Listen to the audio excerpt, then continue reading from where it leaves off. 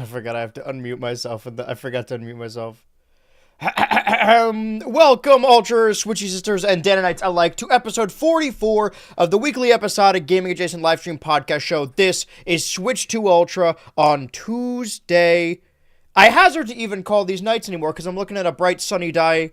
Oh my gosh, outside my window right now. The accent's taking me over, I think. I've grown quite accustomed to my new tooth chip, and I've decided to take it and keep it along with me. The tagline for the previous week of March 2026 is graphical upgrades, both good and bad. I'm your co-parent, BHultra.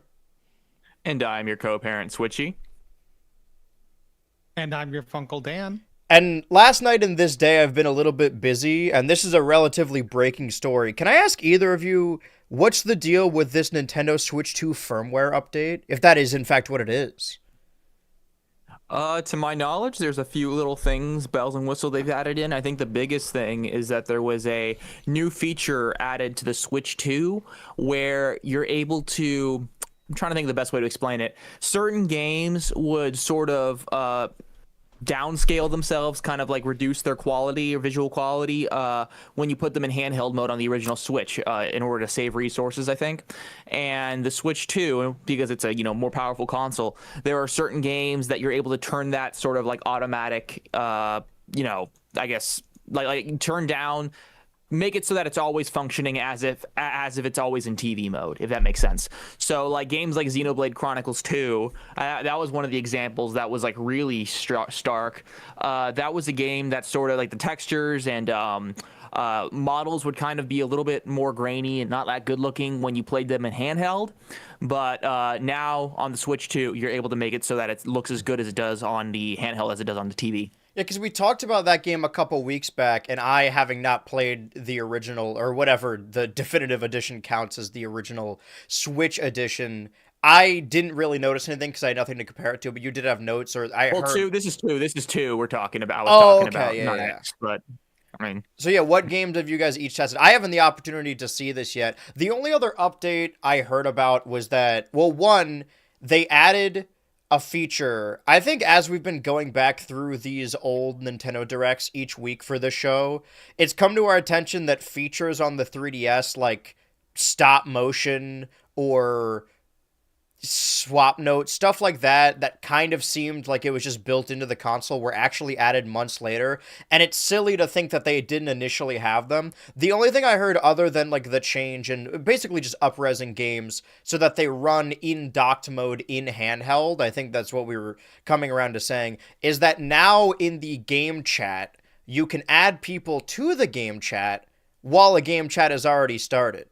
Which is absurd that wasn't correct. already a feature. I totally forgot about that. It's kind of ridiculous that was not always a feature, and the fact that it took them a year to sort of get that figured out is crazy. I don't know how overblown it is, but I was also hearing people say that like game chat is just better, to the point where like an hour before this podcast, I was considering like, maybe we do this one live over game chat, but I think we have too much stuff to display on screen. Maybe we save that for another time. Dan, what's been your experience with this new, I guess, 1080p Switch 1 games running in handheld mode? Honestly, it is kind of night and day. It's so hard to showcase it in pictures. You really have to have the screen in front of you to see it, because the Nintendo Switch 2, like the Nintendo Switch, will only take screenshots in 720p. So yes, it's not going to look different. But it does look very different. I loaded up Sonic Frontiers because that game is specifically I didn't even know horrendous. that was on the Switch. That's nuts. It's on Switch 1. It is specifically horrendous on handheld. It plays fine, but like it looks rough. It looks better in docked, and it really is like a night and day difference. Like even because the things like the water reflections wouldn't show up in handheld mode, like certain lighting effects, certain shadows, that kind of thing. But that is fixed with this. The one thing is, like, you're really going to want to stay plugged in the whole time because it will drain your I didn't battery, even and think about that. sometimes, That's a good point. sometimes it does chug a little bit because they got some magic working behind the scenes to get it working as it does. So I would keep it plugged in if you're using that, but it really does make like all the difference. So this isn't necessarily like the system up-resing the games. This is just the system allowing the games to run how they do when they're in docked mode. Yeah, that's my understanding. Yes, that's correct. So basically, for like, it's kind of like allowing these Switch 1 games, because the Switch 1 games are hard coded basically to look like 720p in handheld, because that's what it was on Switch 1. And then it looked even worse on Switch 2 because it was a 1080p displaying 720p. If it's a 720p screen displaying 720p, you could sometimes like have a little like stretching workaround to make it look better. But like 720 on 1080 looks not as good. So when you have that up-res, it looks a lot better. That being said, it does not work for every game. If there's a Switch 2 version of the game, right, that's not affected. And also any game that uses the touchscreen is not affected either, which makes sense, but also is a little bit unfortunate because there are some like weird caveats to that, because technically speaking, the entirety of Mario 3D All-Stars does not count because Galaxy has touchscreen. So you cannot play Sunshine in widescreen in 1080p handheld, unfortunately. I mean, that game doesn't exist. You can't buy it anymore. It's lost media. True. So it doesn't even matter. I also think like games like Mario Maker 2 don't work. That would make sense, yeah. Well, it's interesting because comparing... I know that the Switch 2 editions add quality of life changes, and with an edition like that, it's going actually within the code and hopefully like up-resing textures as opposed to just like putting a little checkbox that allows it to run. But it's interesting to think that there are some Switch 2 editions, like the most recent Xenoblade Chronicles Definitive Edition, Switch 2 Edition 1, that really was just a graphical update. I wonder if this is going to affect that at all, because there were certain upgrades. Like last year, Pikmin 4 just got a random update that wasn't akin to... It wasn't a Switch 2 Edition, it just was an update. That was a content update. Early when, I think in the launch of the Switch 2, they announced or said like, oh, also this is going to make Scarlet and Violet look and run better. And it does make Scarlet and Violet look and run better. But that wasn't a Switch 2 edition either. That was just being able to run on the Switch 2. I can't imagine it's going to change any of it, but I think this is something we've talked about before, and whether or not the Switch 2 editions are going to be an early Switch 2 thing, like how the first half of the Switch 1 was made up of porting Wii U games, and then after a certain point they had gotten to all of them, so they then moved on from that, or if Switch 2 editions are going to be something that carry throughout the entire Switch 2 era. I will say, this came at just the right time to be sort of fortuitously funny. There have been some fake leaks that have transpired throughout the lifespan of the show. We're coming up on the year anniversary, and the show exists solely so that we can... I mean, the initial like idea was like talking about fake leaks, you know, something with a Smash Bros. Hype cycle, and I have done my best not to show them on screen just because I don't like giving a platform to stuff that's like clearly AI, and I don't like showing it to people. Normally, I would have a moral position on showing AI on screen. However, I think that this entire situation is really, really funny. So this is NVIDIA's really newest DLSS 5 announcement trailer showing what the new NVIDIA can do. And what it does is, what you'll notice here is it adds sort of... It's not as noticeable here. It's way more noticeable later. That it seems like it adds like a 2018 Yasify filter over everything. They make Leon more hairy, and he's got kind of like crumbs on his chin and stuff. And this isn't... I guess the purpose of NVIDIA is to up-res games like this, but this isn't even like, God, we're that using... one is really bad. Yeah, this isn't even like... Hogwarts one. This one looks crazy. Oh, it's just a guy. Okay, got it. That the idea of like, okay, this isn't even like we're using AI to interpolate something in 120 frames. This is, we're like smearing a filter over it that we've had... gaming grifters for years make videos about like, why does Horizon from Horizon look like that? She should be wearing makeup. And now they just have a filter for that. And I feel like for the most part, this is going to take up so much memory and energy, and it doesn't make that much of a difference. It just That's one of the really things, and does maybe I don't understand the technology Doom Part 3. exactly. I mean, because like what this seems like to me, I saw someone compare it to like, it's like if you went up to like Grok or some sort of, you know, like AI image thing and said, make this look more realistic, and it just does that. You know what I mean? Like that and so, I'm like kind of curious how it does it so fast. You know what I mean? Because that part of it, you know, there's a curious part of me that's kind of interested in how they're able to do that much on the fly. You know, 60 frames a second, I assume. I mean, I will say that all they're showing to us right now are cutscenes. Like I guess the bit at the end, the FIFA bit, like this is an animation that plays after you score a goal. None of what we've seen here is like gameplay. Some of the cutscenes, like Resident Evil 9, like this is an in-game cutscene. That's a good point. Yeah, I mean, because I didn't think about that, but yeah, wouldn't there be? I feel like wouldn't there be? I feel like you would probably have to have latency, or maybe I just don't really know how this works exactly. Right. Either way, it's kind of stupid. Right. I don't know why anyone looks.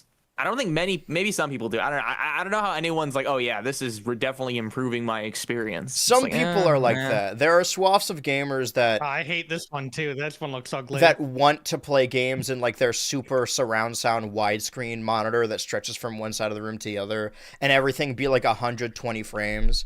And to a certain extent, I can understand that with video games, but like depending on the game, I think it's a negligible difference. This actually wasn't what I was going to talk about next, but I think this is a solid transition. On our semi-weekly, I guess bi-weekly show that we've been hosting on Stream Saturday, where we play games in the Patreon Discord server, a couple weeks back we were playing a bunch of different Smash mods, but they were the likes of Smash Remix, which is a 64 mod, Project Akanea, which is okay, the cat is on the keyboard now, I'm gonna move you, bud, which is a melee mod, and then even Project, I forget what it's called, but it was a really cool brawl mod, where most of the mods you hear about or you play, adding characters, are from 64 Melee and Brawl. Sometimes, occasionally Smash 4. I'm sure we've all seen that one Smash 4 mod where before Minecraft Steve was an Ultimate, they just like pasted Minecraft Steve's character model over Link, and they're like, this is how he would control. But I'm going to spotlight this a little bit and use this as an excuse to talk about something else. This is someone I've been following for a long time, 64 iOS, who normally just makes like YouTube shorts about different skin mods, but this is a fan-made modding direct that they've added a bunch more characters to Smash Ultimate. And the reason I want to talk about this, aside from like spotlighting this direct, which I think was really fun for the most part, specifically, I want to find this bit here. Some of them are skins, but some of them are original characters. Like we see a Conquer here and like a whole fan-made trailer that's sort of a continuation of the Banjo trailer, and I think that's really fun. And then Monster Hunter, what am I looking for here? Where is the 2020 viral games? That's what I'm looking for. Oh yeah, this.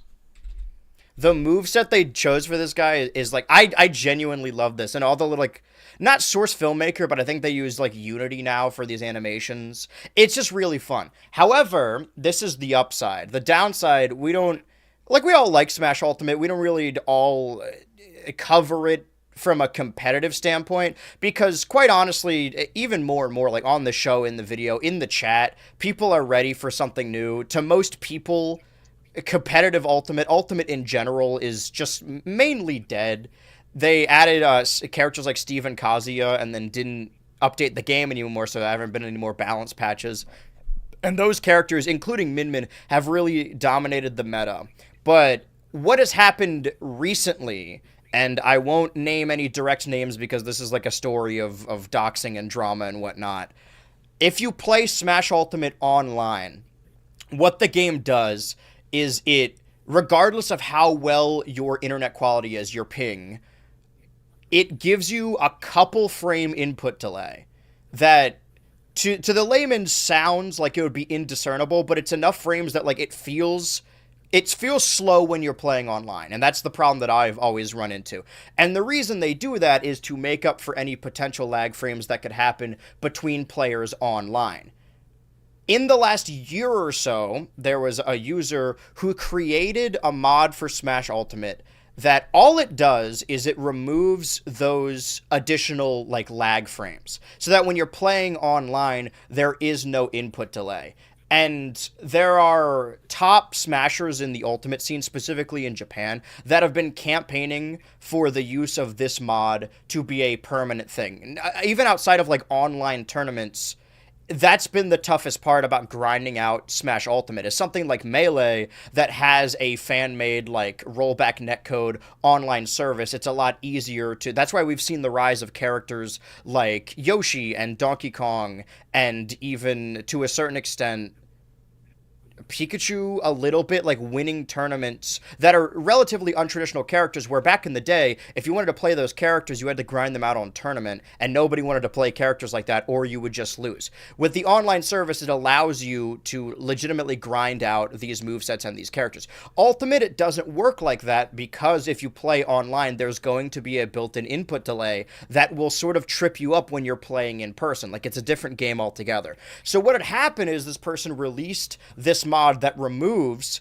the input delay, and then I don't know if this is them getting a taste of their own medicine because they were doing this to other people, or if there was drama. All I know is that the creator of that mod got doxxed themselves, and after months and months of competitive Smash players trying to campaign for this mod to be permanent usage for people who are playing online professionally, not only after the doxing, the creator of the mod deleted it, took it down from all of their sites, Patreon, whenever it was posted publicly, took down their GitHub as well. But that was more of like a public complaint from people, because people didn't like the guy, so they were like sort of telling on the teacher, like adding Nintendo and being like, oh, he shouldn't be doing this, this isn't allowed.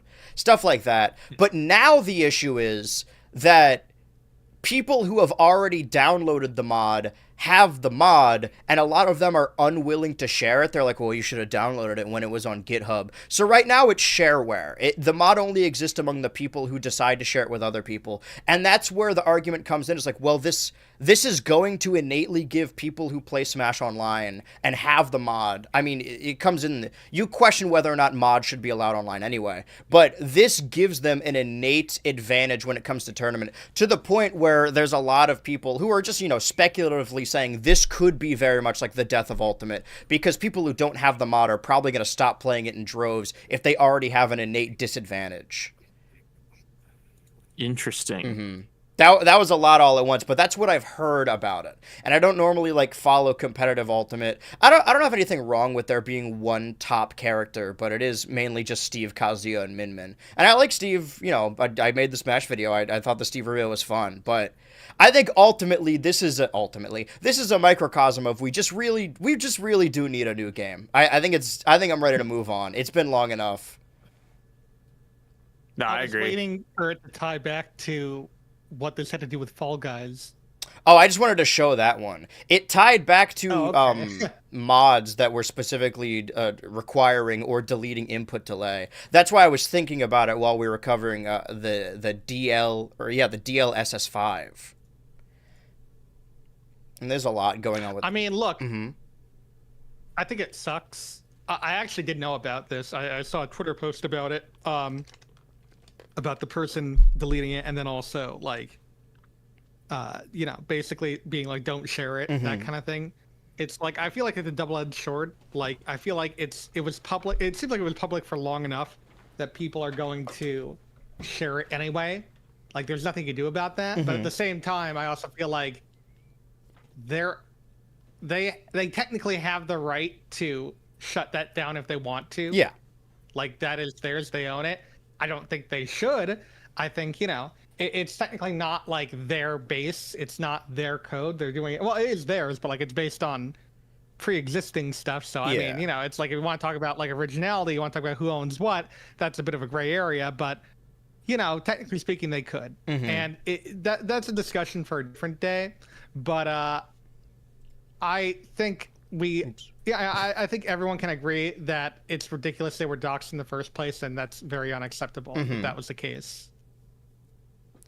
I think that on top of all that, or just mods in general, this is it's something that happened I think some months back that we didn't talk about because it it's not a drama show, so whenever there's drama, I don't think it's worth bringing up, unless there's discourse, where there was someone who was making skin mods for Ultimate. Like, they were just placing a skin on top of another one, which requires a lot of effort, but they put it on their Patreon.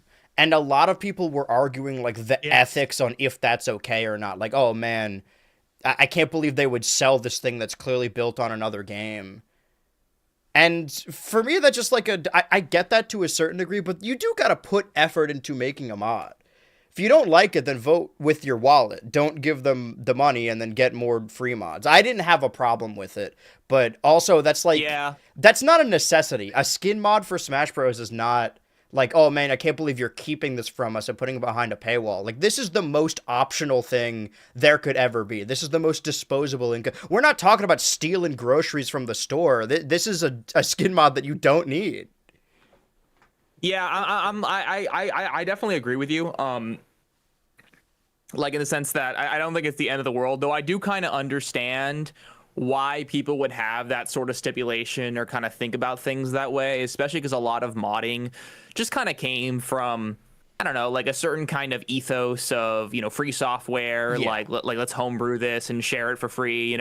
I think in some ways there's sort of a community kind of, there's a lot of people within those kinds of spaces that don't really believe in the concept of, I guess, like selling and buying digital content for whatever that matters. And because of that, I kind of understand why people argued about that, even if, I'm not super passionate one way or the other. Mm-hmm. Well, I guess on top of that, in the nature of specifically Subsec's Online and the ability to get things freely, we've heard a little bit more about Xbox was at GDC to talk about Project Helix, and this is a whole bunch of word salad about, like, we're moving into the future, the Xbox is back. They've also deleted all of their branding that's tied to this is an Xbox. So if you remember some months back, they were really pushing those ads where it's like, oh, your phone is an Xbox, your computer is an Xbox, all of that stuff. It hasn't been like, they're not striking it down. Are there any more Xboxes I should know about? Evidently not. They really hated that. That seemed better to me. The idea of having Game Pass on multiple different platforms, because now you can play Game Pass on the PC. And that's what I want to talk about, because all we know about the Helix is that it's going to be expensive and powerful. It's like a luxury thing. It's trying to compete with, I guess, the Steam machine or just regular computers. That the main tagline is that they said that Project Helix is sort of a combination console, that they want it to run both Xbox and like PC games, whatever that means. Maybe games you downloaded on PC on console. But the main discussion point that's been coming up in context of that is that Xbox was on the forefront. They invented the idea of paid online gaming services. Like, prior to that, if you wanted to play games online on your computer, you're already paying for your online, like your Wi-Fi service. You're paying like Comcast or whatever, the Spiral, I don't remember, all the other stuff. And the argument here is like, if this Xbox, this Project Helix, does run PC games and allows you to log in on something like Steam, would it still charge you for an online service to be able to play those games online? Because that's the advantage of playing on something like Steam, is you don't have to pay for Nintendo Online or Xbox Online or PlayStation Plus. And I'm interested to hear if you guys feel anything about this, because I got my first computer as like an adult. Like, I never grew up playing games on the computer. It's why I'm so bad with keyboard and mouse controls. Was that ever like a state for you where you're like, well, I don't need to, I kind of don't want to buy online for these consoles. I could just play online with my friends for free on Steam or on computer? Yes and no. I mean, I remember when I was a kid, like a pretty young kid, like, I only had Nintendo consoles until I was about 13. On my 13th birthday, I got a PS3 that I never really used. And because of that, like, when I was maybe, you can kind of blame it on Minecraft or maybe Club Penguin. I think when I was in like late elementary school, that's kind of when I started like playing games that you download as executable files on my computer. And then I got Steam. I got Steam for Terraria, actually. And but I remember, like, occasionally I'd think about, oh, well, like if I got an Xbox, it'd be cool to maybe like try out Halo, because I know a lot of people like Halo, and I would kind of think about that. But I also learned that Xbox Live cost like, I don't know, what was it, like $60 a year? I actually Something have no like idea. that, probably. Yeah, but I remember thinking about that and being like, well, that's a big problem, because I think my parents would get pissed at me if I like asked them to let me pay for Xbox Live. And because of that, I think that's. But I never got in the situation where that became a deciding factor for me, because there was always the like cost of getting an Xbox One or an Xbox 360 for me that sort of was more relevant than, are my parents going to pay for Xbox Live, or am I going to have to like find a way to pay for it despite being like 12 or whatever? Yeah. So but I did think about things on those lines, because that was one of the things I loved about, Steam, is that, like Steam, PC gaming, when I compare, you would pretty much. I mean, when I convinced my parents to let me get a PS3 for my birthday, the reason I picked a PS3 and not an Xbox was because of the exclusives. At that point, even at that point, like, there were already a lot of exclusive games that were formerly Xbox that kind of made their way to PC. So, like, I don't know, in a lot of ways, I've never really had much reason to, chase down an Xbox, at least personally. Especially not and now. I think, yeah, well, yeah, definitely. And I think, the whole Xbox Live thing is a big part of that, because, yeah, I mean, I'm already paying. My family was paying. I was a kid. Yeah. They were paying for internet, and you didn't have to get any specific internet service plan to play games online on PC. But theoretically, if I was trying to play TF2 on the orange box on Xbox 360, I would need an Xbox Live subscription. Yeah. So, like, I don't know. The calculus for me made sense. Like, it's not worth it. Right. But.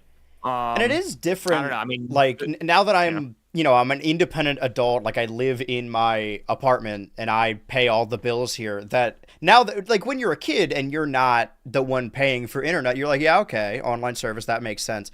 But now, and I will say, like, I like Game Pass. I pay for Game Pass. I think it's really fun. I wish I took better advantage of it. That's why I'd like for it to be on other hardware. I feel like that's a rumor we've been hearing about for like 7 years now. That it is a little different. Like, I'm paying Xfinity for my internet, and now I'm also paying like Xbox and Nintendo. And again, I like those services, that I can understand why it would be frustrating.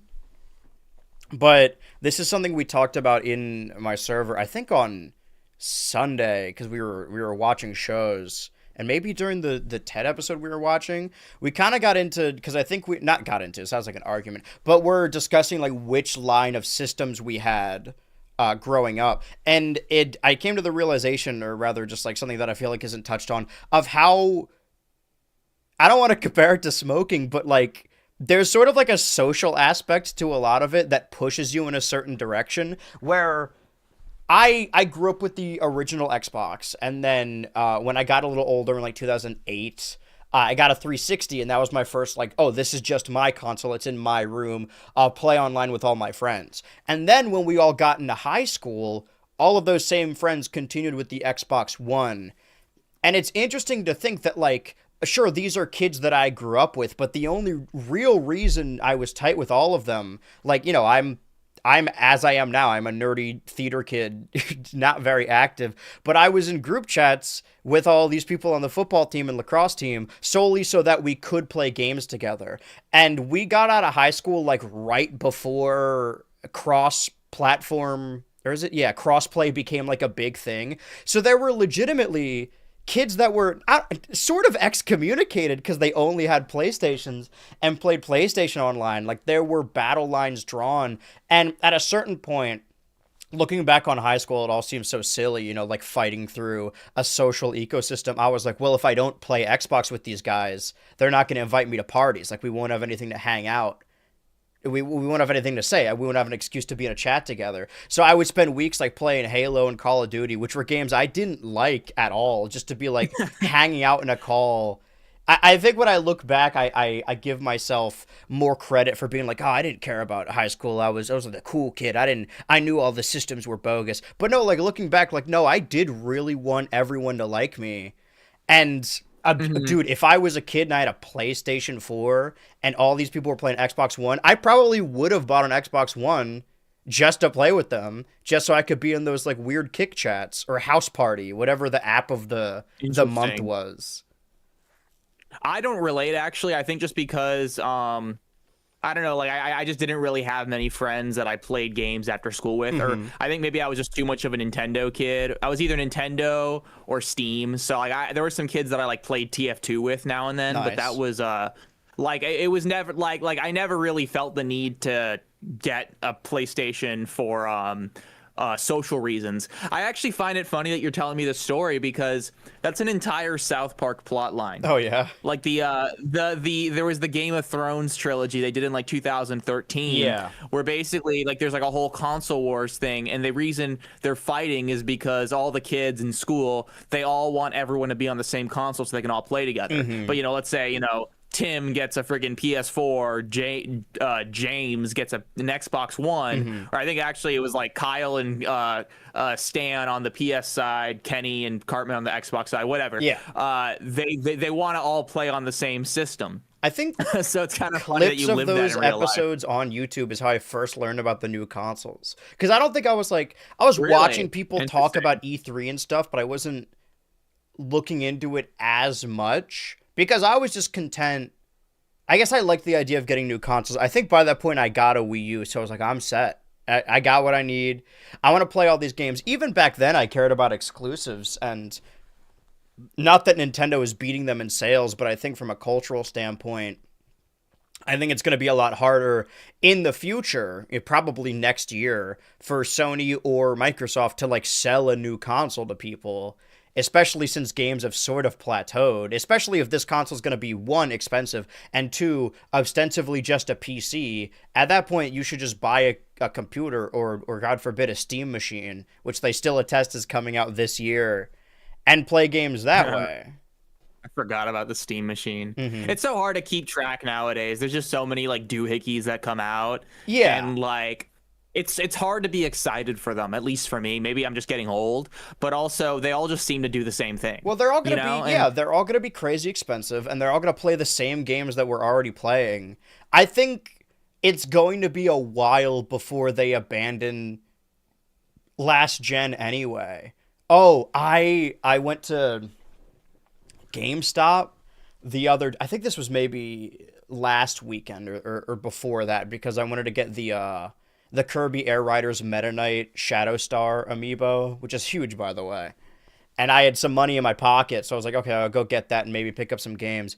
And the dude in front of me was just like this Baltimore old head that was seeing trailers about the new wrestling game, the new WWE game.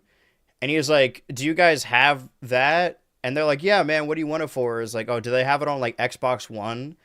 And he was like, no, this is no, they mainly got him for the next gen console now. And he wasn't yelling, but you could tell he was upset. Not at the person at the stand, but it was like, man, there really are most people probably don't have the Xbox Series or the PS5, because why would you? If most stuff runs on the previous console, you might as well, if you're just playing a sports game every year, then you really don't need it.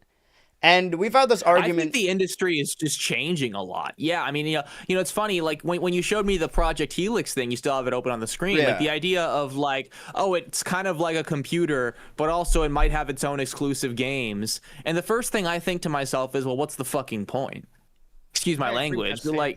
Like I think nowadays, other than Nintendo, I think Nintendo they kind of are able to get away with doing things in their own way.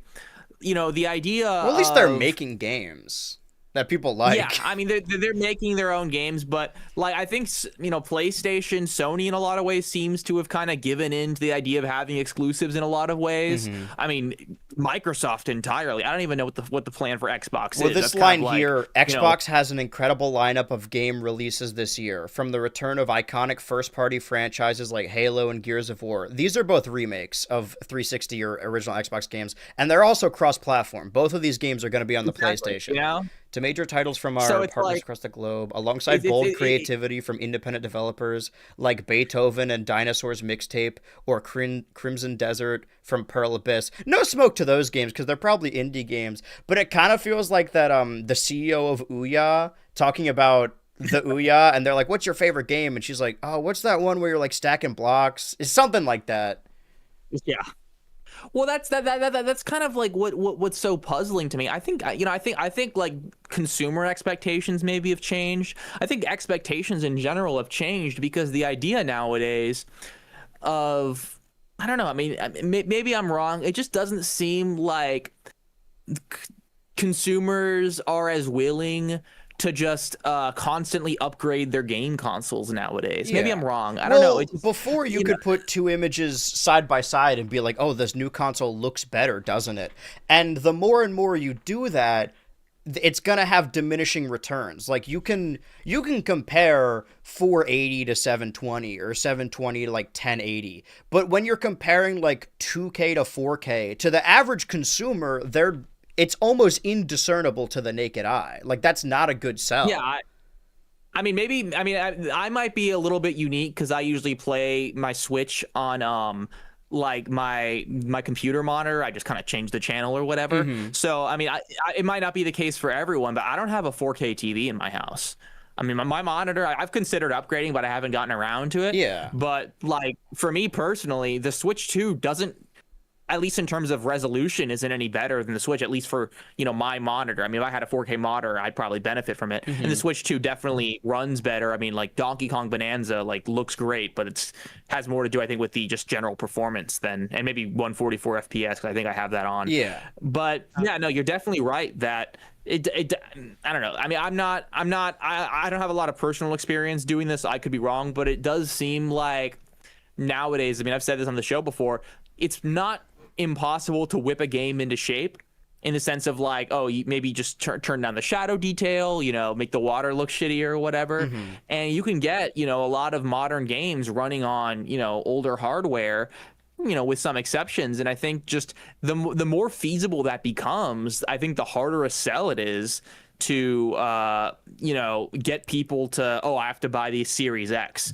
If you had asked me like, hey Switchy, what's the current Xbox console that's out right now, I probably would have guessed Series X, but I would have like been prepared to be told I was wrong. Well, their branding's also stupid. Like if it was called the Xbox 5, it'd be a little bit easier to know, as opposed to whatever subtitle. Yeah, even that would be stupid by now, because I feel like a mom now. I feel like my mom. What were you saying, Dan? Yeah, the Xbox.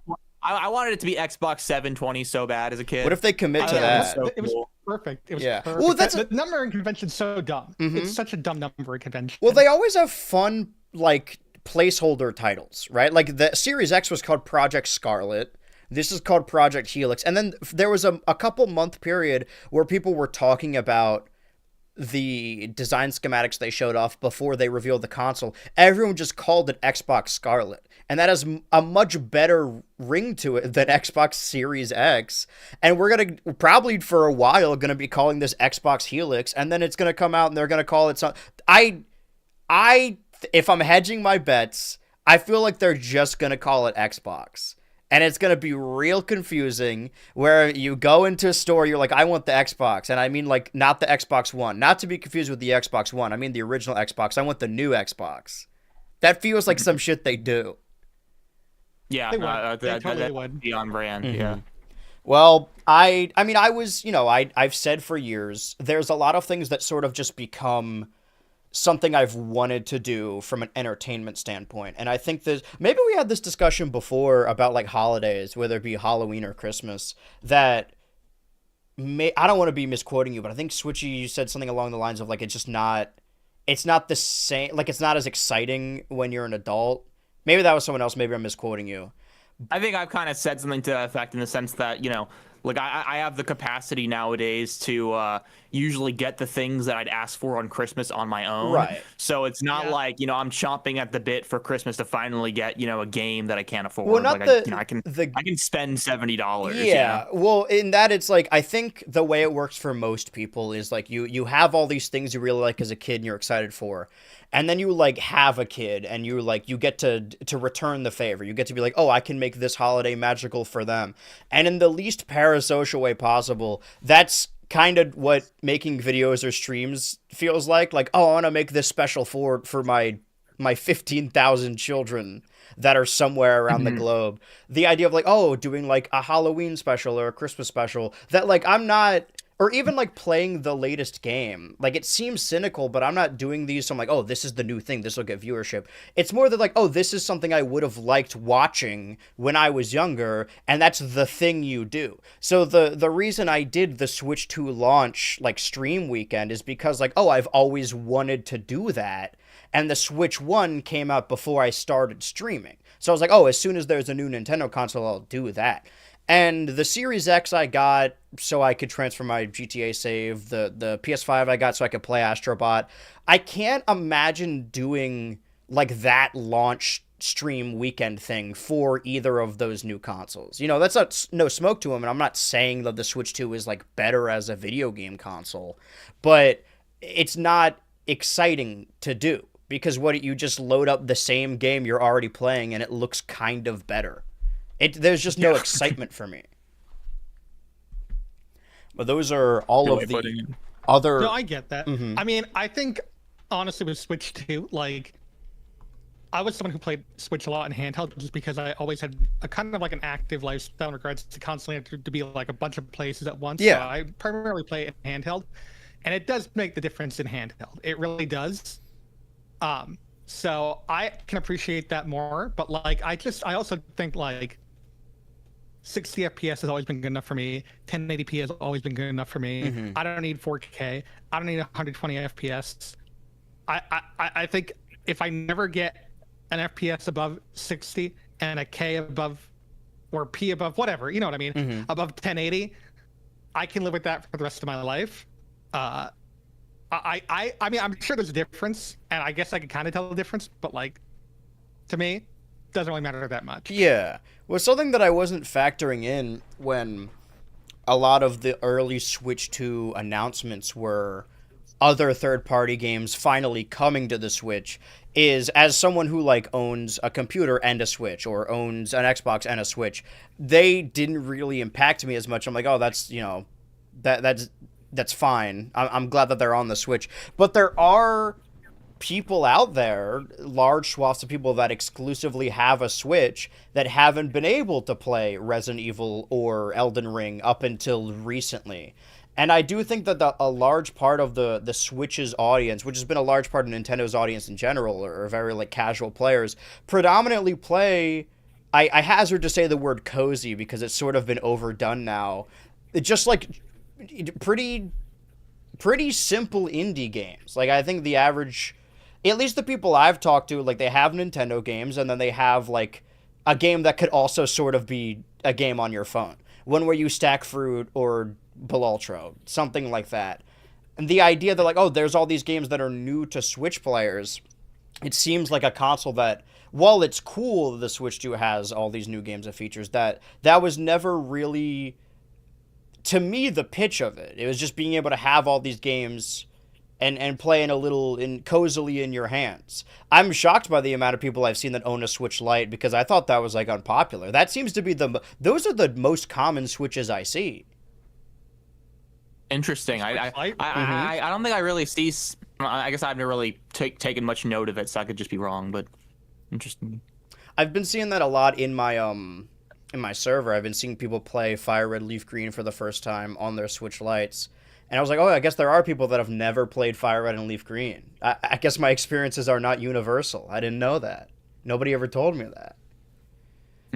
Well, outside of graphical fidelity and new consoles and Smash Ultimate drama, it seems that a lot of the stuff we're covering, the main stories here, have been, I won't say breaking. Breaking implies it happens during the show, but stuff that came out today. This is the cleanest version I could find of this on YouTube. It was uploaded by someone else making like an analysis video. Shout out Joe Blow Animated Videos. Because the original post was on either the Nintendo Today app or Twitter, either one, and you can't really slow those down or go frame by frame properly. So this, I think it's just like, yeah, this like 10-second, 8-second video was posted today, and it features a rogues gallery of characters that are going to be appearing in the Super Mario Galaxy movie. And I not last minute, but just very quickly through, I won't say through, but put something like this together where I listed all of the enemies and all of the boss fights that debuted in Mario Galaxy. And as I was placing a bunch of characters, I was realizing that we really need to get into the classification of what that means. Because some of the enemies that were listed were just machines. Like one of the enemies is the gear that shoots bubbles. It's like, I don't think that's a sentient guy. I don't think that's a character. That shouldn't count. And then I came across, just thinking about the boss fights in general, it seems more and more, and we can look at the slideshow of characters, that it is sort of a combination of Galaxy, Odyssey, and Mario 2. And that makes sense, because the first movie was an amalgamation of multiple different Mario titles.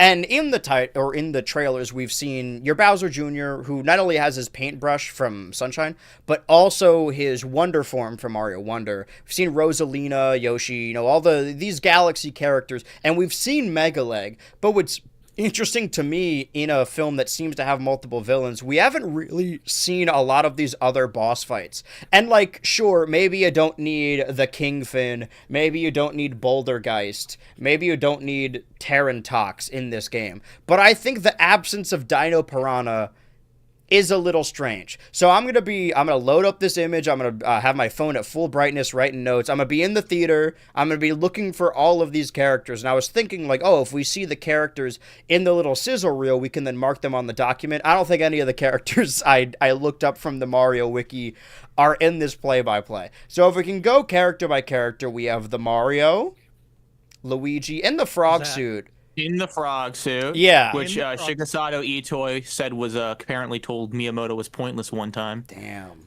I mean, just read that. Apparently, an old interview where Shigesato Itoi told Shigeru Miyamoto that the frog suit. Yes. That's really funny. Well, it's funny, but it's also not incorrect. I mean, the penguin suit is really the frog suit, but actually better. There are some power-ups in Mario that are really uncommon. You're not going to run into the frog suit as much as you do the fire flower, that it's just kind of fun for a level when you happen across it. But I think that this is... Yeah, but it doesn't do you that much good. Yeah, or even the Goomba shoe. It's okay, this is a gimmick for a level, but you're not going to that's not even really a power-up. That's more like a... that's very different. That's a mount. It's a rideable. You can save. Mm-hmm. You can save a power-up. You can't save a Goomba shoe. Was the last Mario game to have the frog suit, was it Mario 3? No, I think it might have appeared actually, I mean, you might know better than I do. You want to count Maker? Right? I think it was a Maker. Okay, but regardless, the style we've always seen the frog suit in is that pixelated style. So there's a lot of intricate details that you sort of, your brain makes those connections that aren't there. That for any other Mario transformation, he becomes that thing. Whereas looking at this is no, this looks like a mascot. It looks like a completely featureless, googly-eyed. This is a very literal suit, as opposed to taking on the powers of a frog. There's Princess Peach and Bowser also, and Rosalina, and Toad in the penguin suit. Penguin suit. Specifically, the Toad penguin suit. Penguin Studi. Do you think... Nice. He should say it. Do you think this is, the main Toad adventure, or do you think this is specifically a... What if this is Blue Toad? What if they're finally going to reveal Blue Toad at the end of the movie? No, it's not Blue Toad. They had Blue Toad already in one of the trailers. If you saw the trailer, they had huge... what's that? It's from Galaxy 2. It's the one where all the enemies are huge. Gigantic Galaxy. Was that Galaxy? Because they got, tiny, huge... world from Mario 64 as well. It was Tiny Huge Galaxy because it was the block layout. Mm-hmm. There were, I want to say as well, when I was going through all the characters that debuted in Galaxy, some of them were just oh, this is the gold Chain Chomp. It's a gold version of Chain Chomp. It's I don't know if that, I'm sure this gold Chain Chomp did debut in Galaxy. That was in a Sunshine. Was it? The gold one? Yeah, wasn't there one in Sunshine? Aren't you supposed to cool it off or something? Oh yeah, because it has the shine inside it. Well, regardless, I don't count. Well, no, I think that's different because that's a different classification of Chain Chomp. That's a chain dog or whatever because they got the weird tail. The Chain Chomps in Sunshine are sort of snowman shaped where they're two balls connected as opposed to just being one. What I'm getting at is that that's the Chain Chomp. That didn't debut in Galaxy. All right. There's Kamek. Oh god, wait, go back to that Yoshi sure. for a sec. I went too far back. I should have gone frame by frame. Yeah, this Yoshi. Okay, I gotta say something about that. I think he's too skinny. Yeah, I was gonna say he's too thin. And also, like, it's his posture, like, being straight up doesn't feel right. Like, I know in Smash Bros. They make him seem more like a dinosaur than he actually is in the games, but he's reeling all the way back. Well, those are the traditional. And that's fine. I think I also missed his white belly that was only a circle instead of going all the way up. You know what? Like, I don't want to get like Sonic blue arms coated, but like, it does look a little off. Dude, they should put this filter on her. It's the same. You can see the wrinkles, all the intricate details. Ukiki, I was scared to see this. Again, I don't fuck with the rabbit. You don't like how it looks, the that's star nasty. rabbit from Mario What are those Galaxy? irises? What are those irises? Yeah, why did they need the irises? It looks a little beleaguered. Like one eyelid is lower. He kind of looks fucked up a little bit. He does kind of look a little fucked Well, up. he's got a Luma inside. Well, isn't that the deal? Is that they're supposed to be Lumas, or they got Lumas inside them or something? This is just a different. Technically, they originate from. No, you're right. I was gonna say they originate from Mario 64, but well, Mips is a DS, different but, guy. Mips is right, like his this is a own different thing. version.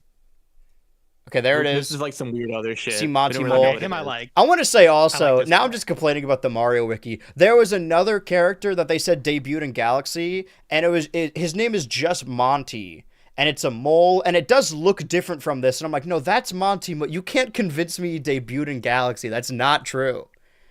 You see it flickering between the Star Bunny, the Monty Mole, and the Ninja, and then jumping up. We see. Oh, hold on, it almost got me. Rob has been. This is also the this is the Famicom Rob, right? Because he's got the red arms. Yeah. Yes, and I learned something interesting. Okay. He will be voiced by Ed Scudder, aka one of the Dick figures. Which one? This is important. I forget. I think it's red. That's nuts. Well, that's why his arms are red. Well, Wait, I gotta look this up. there's got to be I'll some confirm this. carryover, right? Because I know that the writer is the person who wrote the second Lego movie and the Teen Titans Go to the Movies movie. I feel like we talked about this last time. And if that comes from like TV writing, wasn't the creator of Dick Figures also showran Unikitty? Am I remembering that correctly? Yes, that's Ed Scudder. He did red. Okay. I'm correct about that. The friends in the Warner Brothers studios. We see a Pianta as well, which like the way that these movies are that they jump from the first movie to Galaxy, and Galaxy is both the Galaxy movie but also Mario 2 because of the sequel, and then also bringing Yoshi in. And the last, It's like when Diary of a Wimpy Kid skipped Dog Days. Oh no, they didn't skip Dog Days. They skipped the last straw. I skipped Last Stand. this is exactly like yeah, this. Last Straw. I'm sure there's people out there upset that there's. I don't think they're gonna go back and make a Sunshine movie, because isn't that the deal if we're following the lore of Mario, that all of these, I think the way they're going to bring in all of these characters, because I will say the first Mario movie, they do have a lot of like Bowser enemies, and they do have, you know, the Donkey Kong country, if you will, but all of the characters within the Mushroom Kingdom are pretty traditional, like just Peach and the Toads. Mario, Princess Peach, and the Toad. And I think the way they're going to bring in all these different species is just by having them on different planets. That seems to already be what they're doing with the likes of Burdetta, Mauser, and Wart, that they're going to be aliens from a different planet. And I can't imagine... That like pissed me off. I didn't think about that. You don't like that idea? That might... No, I don't. really I don't. grinds my gears. Would you rather that Mario falls asleep and then has a dream about Burdetta, Wart, and Mauser? Yeah. I don't know. Like I Because that's lore. I It's a don't dream know. I don't sequence. know how I feel. I don't know how I feel about them being like, oh, actually, Burdetta's an alien, and so is Rob, and so is Wart. Like, I don't know. I don't know. I don't know how I feel about that. It's funny because you know you think about like Mario and like the Mario games in general. I mean, the lore's always been like, I mean, there's not really lore in you know in the way people usually think there is. But it's I don't like the idea of like, oh, this is the Birdo planet, because that kind of like. Well, I think it's the casino That ki- planet, that- like Last Jedi style. That's why they're there. Well, no, that's okay. No, that's not much better. No. It becomes like I think I also just personally like have a distaste for fiction or space kind of like fiction where a single planet serves one purpose. Oh yeah, the casino I planet. mean, You know that what I mean? is Like, Mario that's Galaxy, though. Like, they're designed as levels. That's true. But like Mario Galaxy, you know, for whatever reason, there's a lot of things that are in outer space, distant reaches of outer space, that are also in like Mario Planet. for better or for worse. Although, I mean, you could also argue that's because Bowser's like taking his shit everywhere. Almost to the point that you find more like variation in the kind of like places you come across in different countries within the Mario planet than you do like in space. Yeah. The point I'm making is that like I don't like the idea of them being like, this is the place, this is the planet where Wart lives. Wart just lives on a different planet. Like, I don't know if I like that. I mean, it's better. I don't know. I'm happy with whatever, because I didn't think they were going to have Wart in the movie at all, or like ever acknowledge him. Yeah, and that's the thing. I'm actually really happy about that specifically. I am. But I don't know. I think like they're making it like shoving them into the space thing by making them from a different planet. I don't know. I guess I've always just liked the idea of like Mario 2 enemies sort of being just like, I don't know, another part of the planet. Like, that's where Shy Guys come from. They kind of lean into that in some ways. The fact that I know Shy Guys are often kind of sort of shown with like Eastern kind of, Middle Eastern vibes for whatever, you know what I mean? I don't know. I think I've always preferred like that perception of the Mario world than saying like, oh, these guys are from a different planet. Like, are they saying Piantas are from a different planet? Well, that's too? what I was gonna Like, say, is that like the first movie is the Mushroom Kingdom. We see Toads and Peach and whatnot. The spoilers for Super Mario Galaxy. The end of Super Mario Galaxy is that all of these galaxies you've explored throughout the game are sucked into a big black hole and then reborn as one planet, right? Like, we see the end. Mario says, "Welcome, new galaxy," and it shows Peach's castle, and then the bonefish is there, and the honey queen. Like, they all live on one planet, and they all live in the Mushroom Kingdom. So I think if they want to, I mean, obviously they could just be like, oh, there are Piantas outside the Mushroom Kingdom if we just go across the water. But if they want to then like bring all of these characters retroactively to this Mario world, I don't think that this movie is going to end the same way. I think that'd be a really deep cut. But I think it's possible that we meet all of these different species on different planets, and then they all come back to the Mushroom Kingdom. Because Twitch chat is right. A lot of the branding we've seen from like external media has been a little bit like an airport. Like, there are direct connections from the Mushroom Kingdom to a specific planet, and space travel is just going to be a traditional thing. And we sort of see that when Mario is being introduced to the Mushroom Kingdom from Toad, when they're walking through and just everyone's getting their mail and like going up and down the pipes. I feel like it's going to be like the station from Wreck-It Ralph, where people are constantly coming and going through that terminal.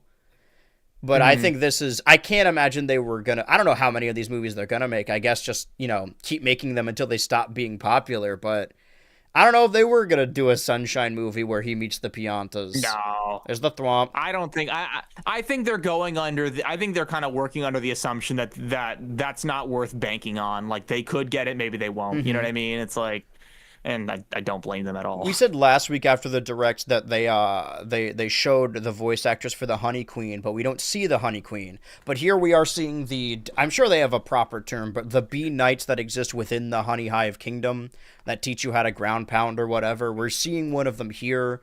This is the first character model where I'm like, oh no, like that is like Yoshi, you see a lot. Rosalina, you see a lot. This is not a character you see outside of Mario Galaxy. So seeing this with this much like design flourish and detail is a little surreal, being able to look at it like this. But we have a little bit. We could clearly understand that this well, I mean, we know that the Queen Bee is going to be. Yes? I think I'm being thrown off because it looks so off without the blue to contrast it. It's just so yellow and red. I think it needs the blue. Where's the blue normally on them? Is it not on the gloves? Isn't it isn't it like the head kind of like the? Let me see if I can pull it up. Yeah, I'm gonna bring this up over here. Honey Mario Hive Galaxy character. Let's check out the Mario wiki. Oh yeah, no, it is the hands and feet. I'm seeing one somewhere. This isn't helping. Wait. No. Wait. No. Wow, this is really helpful. All right, anyway, that's the bee. Well, what are they called? Do they have a name? Like a proper Mario name? Honeybee. Honeybee. Okay, well that would okay. I should have figured that as much. Can I not? Okay, here we go. Honeybee. Okay. Oh yeah, they're a little bit more dopey, I guess, and like evil. I think they have very sharp teeth. Dude, I don't remember those like shit-eating grins, to be honest. And this one's carrying I a like mysterious bucket. Yeah, I guess it's we're not really seeing the. I think the translation of the like bumble part of the bumblebee, the fur, the fuzz, into one of these more royal. That's a fun way to bring it back to like, oh yeah, they do serve the queen, leaning a lot more into the knight aspect than the bee aspect. Maybe they have giant blue shoes. We don't know. We'll have to wait and see. And there's Charge and Chuck. Wait, Charge and Chuck. Him. Tore his Wait, okay, ACL. there's a snail right, from Star Wars. from Bob Lane. Yes. And then From the what? Bob Lane. Oh yeah, I forgot the name of the kingdom, so I'm like, well, like, is that the name of the I kingdom? I mean, they're or called the they're No, called like it's the Sea Kingdom, the Sand Kingdom, but they all have proper names. Yeah. This one also, this enemy specifically, the one in Odyssey, does it I like use the this same guy. name as Mario Land, or is it like a different thing altogether? I think it's a different thing altogether. Okay. I could be wrong. It also sort of has the same, not exactly the same, but the leaf at the top that the Piantas do. And specifically, I know it always has the I sunglasses. think. I was gonna say. I think they always had it. That it Which I think seems is that there are more and more like what we've seen here. We've seen like, okay, the honeybees, they're going to Honey Hive. The more robotic characters, we know that there is a terminal. We know they're going to that casino that we saw in the trailers. There do seem to be a number of tropical characters that we just saw there. The puffer, and then the hold on. This thing has a name. This is why I got all of these. It's called the. Nope. The Octo guy. So we got the Octo. Okay, we got one. We got one in this movie. It's the Octo guy. I think in a previous teaser we also saw the Oxumba, the one with the tits. We did see them. Continuing Yes, on. I know for a fact we saw them. Saw Wart. He looks great. Seemed You know, despite the fact that I'm happy he's in the movie, he does look kind of stupid. He looks stupid, but like to be fair, there really is one thing to go off of with him. Yeah. Yeah, no, definitely. Two, if you count Link. But He's a dream warrior. it really is. Well, just there's one. also I think you've just that never- Game I Boy think you've just Advance never game where really they're seen him voice with acted. Keith, you know? Right, that's true. You know what it is? I think it is like. I think it's just like a coloring thing. I think he needs like a different colored cloak. It's just all green and yellow. And I think if he had like a different colored cloak, that might help a Well, he's little bit. standing in front of a very static background. I imagine in the like royal red and purple of that casino. I don't think he's leaving that hypothetical casino I planet. also I would have done like a Brock thing if I was the guy making his design for this movie. Made him have his eyes closed most of the time too. Because he's always Like dreaming. I don't know, like How I would don't that know. I don't know because translate to 3D? They though, should have I let us guess? make this movie. I know. Get me in there. I don't know. I mean, that's a good question. I guess like I don't know something about him having like making the DreamWorks face to me. I'm just not big on it. But He's supposed to I be don't know. smarmy. I imagine that's what happened. I like the idea that he's sort of like a trickster. Like he's just like some scam artist. He's not a king. I just thought it was like a casino boss. Yeah, shady. A shady know. character. And then we have. I didn't notice the bomber This guy is jacket. from Galaxy. Yeah. That is weird, but yeah, that's an interesting variant. That's like its own thing. That's never been. Yeah. Do you in think this is a Galaxy before, named right? character? Like this is the Probably, the yeah, specific probably one. be a Maybe, gag. maybe he's the one who's flying the ship. Oh, It's probably gonna be a gag where they're like thrown on a plane or kind of like plane thing. yeah. I'm at sure some he's point in the voiced by like movie, an and- actual voice actor, and they're like in the credits way down, and you get to learn their character's name when you watch the credits. Which Smosh character do you think voices this guy? Do you think it's Anthony or do you think it's Ian? I want it to be Joe Kappa. Ian. It's got to be. This is that'd an be elaborate awesome if it was reference Joe to Ha Ha Kappa. You Clowns in the bomber jacket. You're right. It should be Joe Kappa. Oh. Okay. Here we Well, go. also, Okay. this is the main headline here. Is for like I'm not exaggerating. One, two, three, four, 3 frames. They show up for 3 frames, and that's why we're doing this frame by frame. We're covering it a little bit. The yellow, red, and blue Pikmin in Mario Galaxy, and there was something Pikmin related in Mario Galaxy before in the Mario Galaxy movie, or were we just talking about Mario Wonder? I feel like this came up before. Oh, I think the Mario Wonder DLC like showed a ghost. It was Pikmin Mario somewhere. Wonder. They had the glow Pikmin. Yeah. So Oh, I thought Pikmin. before, like, that Pikmin short that they showed us last year, and well, when they first showed it off, there were no Pikmin in it, and people were wondering if it meant there was going to be a new game or a Pikmin series. I postulated that I think it's going to be like an animated short they show before the movie, but now it seems like they're just. I like that Rob and Pikmin have been. Okay, well, let me. I guess this is where the question comes in. Is this like Rob and Pikmin being grandfathered in to the Mario universe, right? Like they're going to a bunch of different planets and there's a Pikmin planet somewhere, or they're just like in the background, or But that makes sense. That actually makes sense. as opposed to a because there is Birdetta Pikmin planet. There is a Pikmin planet. That's the whole point. Right. Right? Oh, and also Earth? the dolphin is in Mario Galaxy, no? Yes and no. It's Earth. I think there's a few different Pikmin planets technically. No, I mean like in the Space Junk Galaxy, you can see the dolphin, the ship. Oh you're yeah, I forgot right. the ship was called the Dolphin. So you said the Dolphin. I'm like, wait. Yeah, wait. no, yeah. I thought you meant the dolphin from Mario Kart World. No. I'm like, that guy? That okay, what I was like, is this like, oh, these characters are being grandfathered into Mario because they've showed up in Mario Wonder and there's little glimpses of them at the Super Mario World in Orlando, or is this them expanding the Nintendo cinematic universe? I'd say Well, a little I bit guess- of both. Now that we're in space, that's like half of their games. I was gonna say, I Yeah, guess I that mean- lends to the question: is the thing about Star Fox true? What thing about Star Oh my Fox? god, that was true.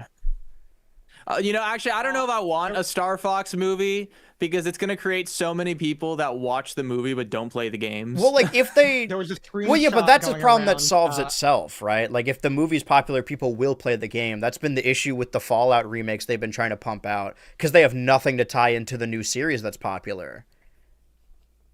What were you saying, Dan? There's a screenshot from one of the trailers going around where you can't see the whole thing, but someone is cut off, and based on what they're wearing, people are saying it's Star Fox. I'll send the Yeah, can you get that screenshot for the me? image. Shit, like when I first thought about that, it sounded preposterous, but like the more I think about it, like Oh, the that is more really like small. Oh my god. the more feasible it actually seems. Like if they put Fox McCloud in this movie, Is like this I the could see that actually screenshot or happening is now. this just the? I guess that okay. Let me get in on this. It He's is Star very Fox. Yeah, but small. this kind of lends to like the leaked aspect of it, that it's sort of like Bigfoot footage from far away. Is Star Fox in the Super Mario Galaxy movie? Yeah, I mean, again, if it looks like the Shine. I mean, if any franchise, Or the Deflector. it kind of makes sense for Star Fox. It's a space movie. I mean, it so doesn't get make sense for him to be standing here. I don't think this movie is a Yeah, team that's up the thing. movie. That's like No, no, like that doesn't Fox make any is sense. like at all. Fox, the guy who's in space all the time and like drives like an R-wing or whatever, flies an R-wing, is like, whoa, is that a UFO? That's crazy. Mm-hmm. I don't know what that. I mean, because like That makes no Mario sense at all. and Toad are looking in like dazzled wonder. And then start I don't think that's Fox, but like the idea of them like playing, kind of slipping that into the movie, like I could see Slipping that it happening. into the Now that I movie. think What it. about that? Yeah, right. Ooh, Slippy. Well, because you think about it, like I don't know, with the Pikmin thing and the Rob thing, more so the Pikmin thing. I don't think Pikmin is big enough as a property on its own that they could make a movie with it. At least, like not without it. I don't know. They would probably have to compromise on production quality, and I mean quality in terms of the amount of money put into it. Like they would probably have to. They probably could not put the money. They probably could not put the money in it to kind of reach the sort of like standard, quote unquote, that I think they would want, and I think what they would expect consumers to want. Yeah. And the reason I say that is because like Pikmin, I mean, it took them this long to make a Mario movie, and they're only now making a Zelda movie. And Mario and Zelda are huge. And the Zelda So movie's in idea, live like, action too, so it's not like those could Yeah. cross over anyway. So this is new for them, I think, in a lot of ways.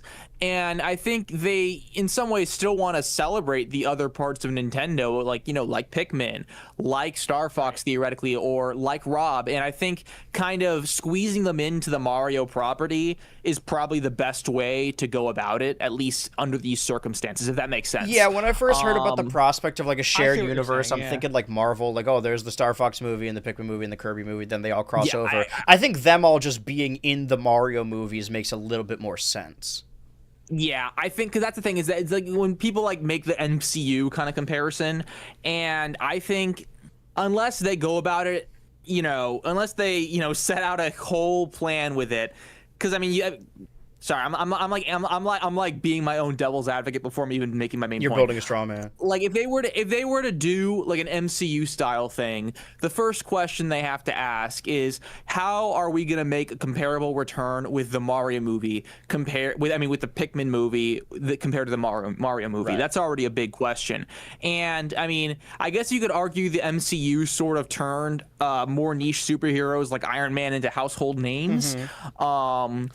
Well, also, so maybe like, they could try and do something like that, but I don't know. an aspect of it too is that, like, how many? I know that people get not heated, but like there's an argument about the dominance of horror, and that like for a while in Hollywood you couldn't get a rated R film made, whereas now like that is the large, like most people that go to the theater are adults, hobbyists, and I'll talk about that later. That there is an aspect of it too that's like the idea of a company that releases consistent animated films for children is pretty lucrative. Like if you're a parent and you want to bring your kid to the theater and the only thing that's showing that's appropriate for kids is like the Star Fox movie, then you're gonna go anyway. That's a good point. Yeah, I mean, I think you might have a point there if they try and sort of kind of lean into the Star Fox movie just being a film that anyone can watch as opposed to a film that's very much made for people who are already fans of Star Fox. Yeah. In that case, you might be right. Now that I think the way you do have a point. I mean, there. fighting against my own argument, this is just personal taste, but like if there is a Star Fox movie, having said this, not played like a whole lot of the games, but understanding like the way they just like the initial conceit of the series, I kind of wouldn't want it to look like the Mario movie. I don't need it to be like 100%. I don't need it to be 100% puppetry, but like something that looks like those animations from the original Star Fox that are based on those old like puppet dramas that were on TV. Something a little bit like fuzzier. I know that they like from wouldn't that do one, that. That one direct. Yeah. And that Gotcha. and that well, show. let's not forget when Star Fox Zero came out. There was an entire like pilot anime that released with it, and people were like, "I want more of this. Give us more of this," and they never made more. Well, according to Adam Conover, they were in talks with College Humor to make like a Star Fox series, and then they were also working on a Netflix Zelda series. But because that leaked out, they axed it. Which that doesn't seem right. That doesn't seem like they would delete a series because it leaked. I don't mind them axing that. The College Humor. Is Adam Conover the guy who ruins everything? Yeah, that's the very same. Yes. Would he make that up? I'm trying no, to think, but he did work at College Humor at the time, and they did have a working relationship because they made the Dinosaur Office shorts. The fact that he used to work for College Humor makes a lot of sense. Yeah, that's where the show started. He's in the background of like Jake and Amir sketches, and I'm like, oh, look, it's Adam. That's awesome. It's very peak Dinosaur Office. That is the takeaway from this. Do you think Dinosaur Office is going to be in this movie? What's the over-under on that? God, I hope. Are you kidding me? Well, like, we know the T-Rex is in it. Didn't we see that in a teaser? Yes, we saw the T-Rex. Oh, I forgot about that. Yeah, I genuinely forgot that happened. You know what we're not seeing? Dude, this movie is going to be, like, so fucking hectic. Oh, yeah. No, you just think about that. I mean, people are calling it, like, reference slop. But personally, I'm kind of happy that it's going to be reference slop because... I don't know. You've probably gotten this inclination from my videos, but I complain a lot when video games are referenced in TV shows, and it's clear that like no one involved plays video games. Oh, dude. Yeah. So like, I don't know. There's something nice to me about like watching the Mario movie and seeing like all the like seeing that it's made by people who love Mario, like that, like instead of just like, oh, Mario, like oh yeah, Mario. I always make fun, like Sam in Total Drama, like doing the whole Donkey Kong pastiche. Yeah. It's all pixels. I'm just glad it's that all like pixels, the movie. Movies inspired by video games are like way past that now. Yeah, like I'm very grateful. As of late, like in preparation for because this new Scott Pilgrim beat 'em up game came out, so I was playing the first one, which was the re-release of the one that got delisted on the Xbox Arcade. And I beat that game, and then I'm like, oh, I remember, like, this new game is sort of a sequel to the cartoon, so I watched the cartoon. And before I was thinking about it, like, I remember back that, like, Scott Pilgrim found me at the exact right time that it would find someone. Like I saw it as a preteen and I kind of made it my whole personality. Not to the point that I was like, I'm gonna be like this character, but just like I thought it was the best thing ever. And thinking back, I'm You like, saw Scott Pilgrim as a role model. yeah, That's what I'm I want to getting be from like that when I'm 23. That the idea of like when I was thinking about it, I'm like I've grown up. Like I'm sure that's just cool to a preteen or whatever. And then I went back to watch it end the series, and like you're right. Like so many movies are just like, oh, Adam Sandler is gonna fight Pac-Man, or it's Donkey Kong. They're throwing barrels down the thing. The fact that like there was a movie that like referenced Puckman, or a series that like talks about Sonic Sat AM, it does feel like it's still really the only example where it's like, oh no, they get it. Like, it's weird that Scott Pilgrim sort of stands alone as that still. And now we're getting, like, the new thing. People were wondering what the new trend was going to be after there was sort of Marvel fatigue. And it seems more and more like the most lucrative ones are video game properties. Like, just from a critical standpoint, like The Last of Us and Fallout. And then we have movies like the Mario movie, the Five Nights at Freddy's movie, even the Sonic movies. And now in this year, we're getting a sequel to the 21 Mortal Kombat and a Street Fighter movie. There's what's it called? Twisted Metal Peacock series. Apparently there was like that's a really good series, actually. I like that. Oscar-winning Michael B. Jordan is working on a Rainbow Six movie. Like a lot of stuff like that, where they're just that's the next pivot. That seems to be the next thing, and I'm glad that Nintendo seems to be the only one doing animated features, at least for film, when it comes to their games. Because we're getting there's that Devil May Cry series and the Castlevania series, but like seeing traditional computer animated films for families, I like to see this more. We haven't seen anything about the Zelda movie. Comes out this year, right? Or is it next year? I thought it was 2027, but I thought it was 2027 too. Maybe it is next year. Remember. Yeah, because this one's this year, of course. And we don't know a whole lot about that beyond them like starting filming. But I'm not as optimistic about that because like the idea I think it's gonna be too self-serious. Yeah, of a live action Zelda doesn't seem that fun to me. Yeah, I mean it did. I don't know. I mean, I think in a lot of ways it's kind of ridiculous. At least to me. I mean, I've never made a movie, so I mean, like it kind of is insane to me that it took this long for like people to make a Mario movie and that people like they only figured out how to do it in 2023. And that's kind of insane to me because I don't know, it seems like it wouldn't be that hard to turn a property like Mario into like a fun family movie for kids. Yeah. You know what I mean? I don't know. I mean, because you think about like the old school video game movies, and it's like it's all like these like gray brown serious kind of movies. Mm-hmm. And I don't know. I mean, honestly, what we've seen so far, the Zelda movie just makes me think of that. It's like, okay, yeah, oh yeah, dude, like this is so. It seems like the fan 2013. Whoa, dude. Or like awesome. the fan films that people would put on YouTube. It's like the Mega Man movie, where it's live action and super serious. Right. Yeah, it's just like it seems like people would have gotten a clue about it sooner, but I guess not. I don't know. And I guess the reason I'm saying this is that you kind of brought up, like, yeah, dude, I'm honestly not that optimistic about the Zelda movie. Like, it might be all right, but I don't know. Maybe I just like I think like what I would imagine as like the perfect Zelda movie to me is something that is animated and playful. I think that's what I like about Nintendo games in general. Is just I don't know, like. I mean, I guess I'm a 2D Zelda fan. I like Wind Waker. Like, I would want something that's kind of like inspired by like shonen and kind of just picks Link as like, oh, he's an unlikely like kid. I would want him to be a kid. I don't know, I'm kind of rambling here, but I don't know. It's just it just so far what we've seen, it just looks kind of self-serious. Yeah. And I don't know. I've never been like that infatuated with Zelda when it's like that personally. Mm-hmm. I do. The only thing that you can get, I mean, this isn't exclusive to live action, but the only thing that affords you is if you're making multiple movies and you cast children as Link and Zelda. Let's say there's like a trilogy. There's 3 live action Zelda movies. You get to see those kids age in real time and become like child Link to adult Link. Granted, you can do that with with animation, voice actors age if you cast a child.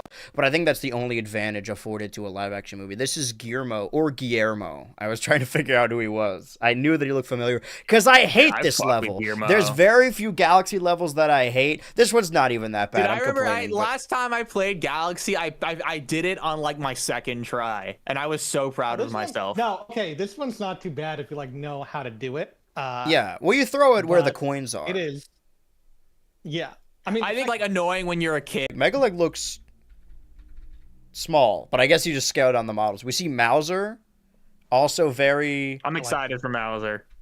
Do we know a Mauser voice? We don't, right? No, not yet. Who do you think it is? If you could fan cast Mauser. What if it's Timothée Chalamet reprising his role as Marty Mauser? I'm trying to think. Well, I'm saying like, who would I say? Who would I want to, or who do I think it could be? Well, these are secondary characters, so I imagine they're going to be actual voice actors. Okay, because like I could see like maybe Eric Andre voicing him. That's nuts. I feel like Benny Safdie should have voiced this guy. They should get the other Safdie to voice this guy.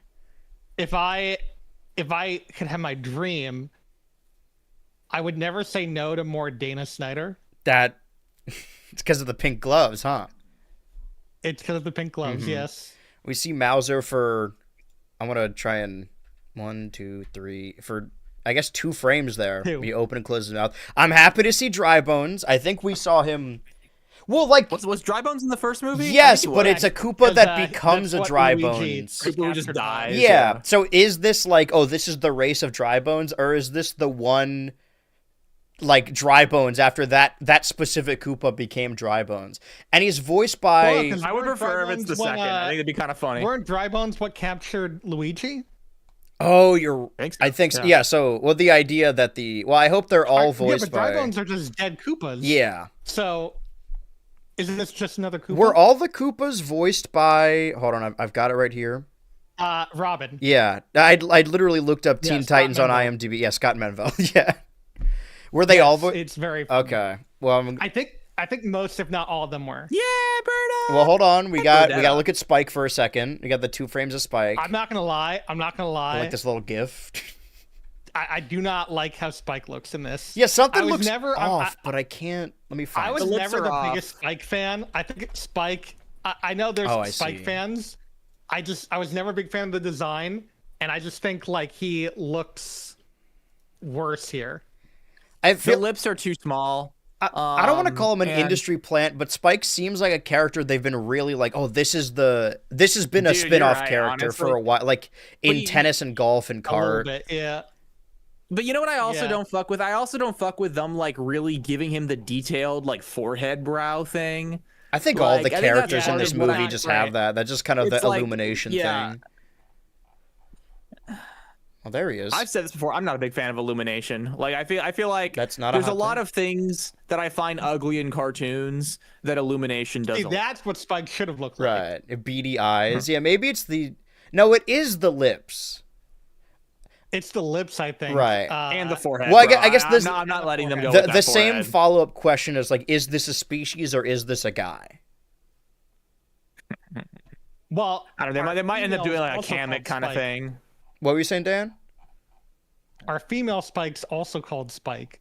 Maybe they're... I think they're sexless. I think they're all... Well, yeah, what's the plural? Are they Spikes?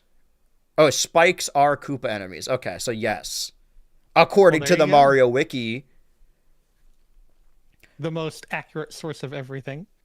He needs to smile more. He needs to lighten up. What were you saying, Dan? No, I was saying when you get to the next one. Oh, yes. I had a question about the next one. Oh, hold on. I got too ahead of myself. Everyone's saying Burdetta. Why are they saying Burdetta? Okay, well, this is a thing I started doing. It's kind of an inside joke. Well, it's not in the Mario 2 manual. First of all, in the game, she's credited as Ostro in Mario 2. And then there's an ostrich character named Birdo. So, like, the idea is that they got them mixed up. But this is sort of like a modern, like, our understanding of it's not a real thing that Nintendo will ever acknowledge. But in the instruction manual for Mario 2, this was a game that came out in the 80s, it said that that Burdetta is a biological male who like wears a bow and makeup, and it says like pretends to be a girl, and the bottom line, like the very final line, says she would prefer to be called Burdetta. So the idea is that like this is like a okay. I did know about like the pronouns, you know. Whether yeah, or not like it this was is a sort of like, you know, he or she, it was and, the 80s, like an I didn't know about the anti-trans Burdetta joke thing. about like, oh, this is a dude Yeah. pretending to be a girl. He wants to be called Burdetta, but his name's Birdo. So like It's interesting. they can't like, change at it now. least, It's like, in too terms of, like, late. a Because if they social change science it, then point of Nintendo's view. like, yeah, we've been dead naming her the whole time. Like it's too late. They can't change it now. No, they come out like in a few years. Burdetta is actually like non-binary and goes by both names and goes by he/she pronouns or something like They that. could really. But That's how they would own it. Let me find. but actually, you know, I do find it interesting because, you know, maybe it's just because like the 1,000-Year Door is like a smaller release. They're willing to kind of, you know, make a bet on that, like letting Vivian kind of like drop one line about being transgender. Yeah. In the re-release of the game. I genuinely wonder like how or if they're going to be willing to kind of touch upon that kind of you know, that axis of, you know, personal identity nowadays, you know, just because I think it's not a good thing, but it is somewhat considered, you know, controversial that, like, first of all, as I said, you know, it is interesting the way they kind of went about it with Vivian. I think they kind of tiptoed at it, to be fair. But I saw a few people online posting. It's like, oh man, I really hope they like confirm like Birdo is trans in the movie.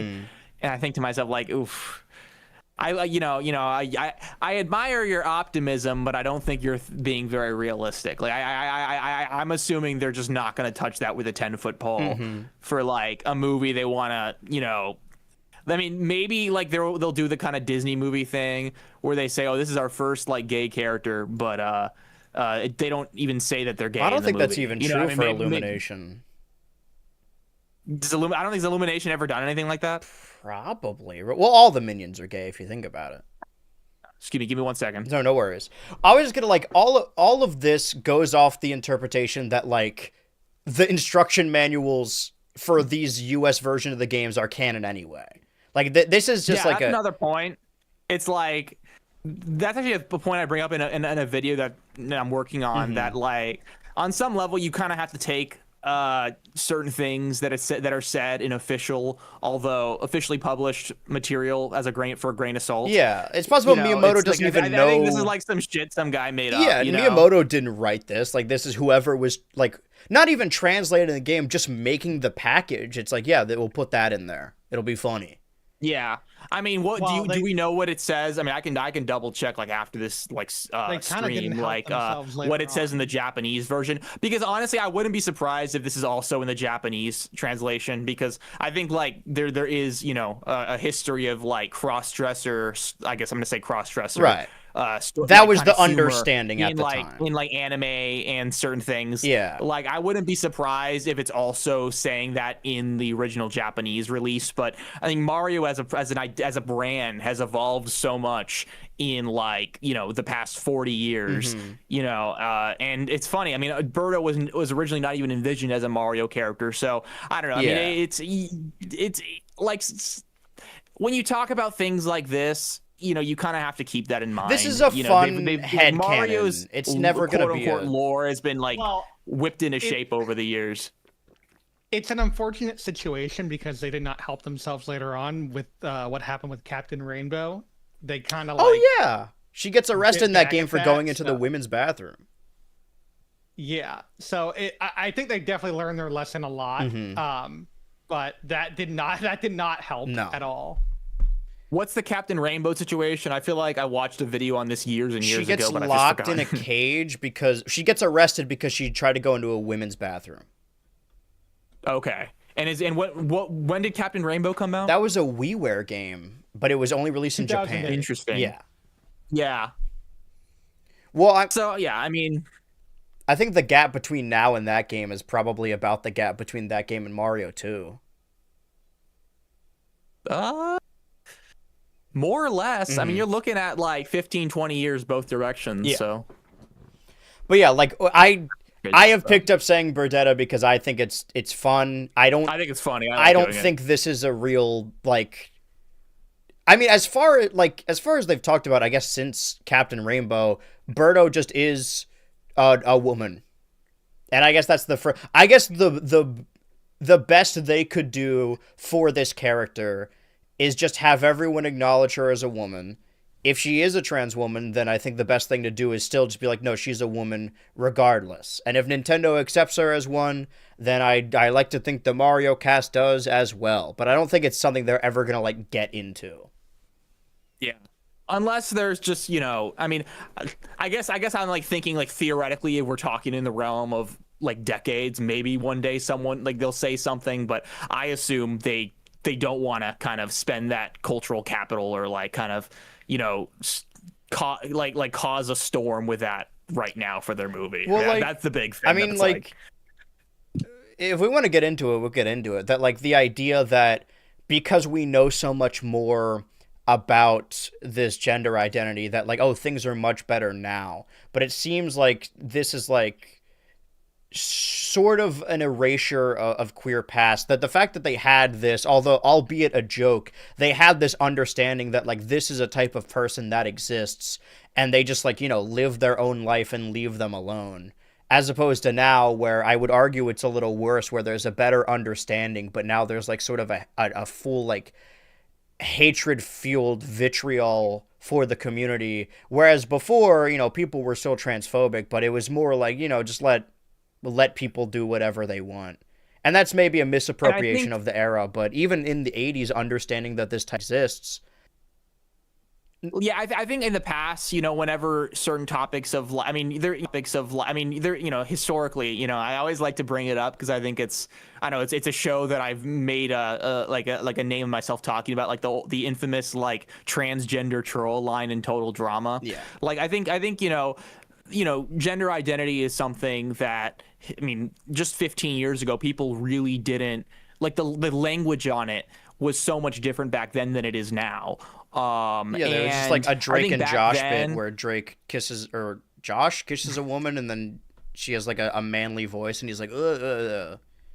Oh yeah, there's a lot of like Dan Schneider shows like shows that have like short bits about that, and there's a lot to be said about that. But I think the key takeaway is that nowadays it's a much more like overtly polemic issue. People see it as a thing that they need to care about in politics. Right, we have to protect our children, when, like, or whatever. 20 years ago, like there wasn't like a consideration like, oh yeah, the trans people are gonna groom your kids or whatever. Right, it was just like a thing that existed.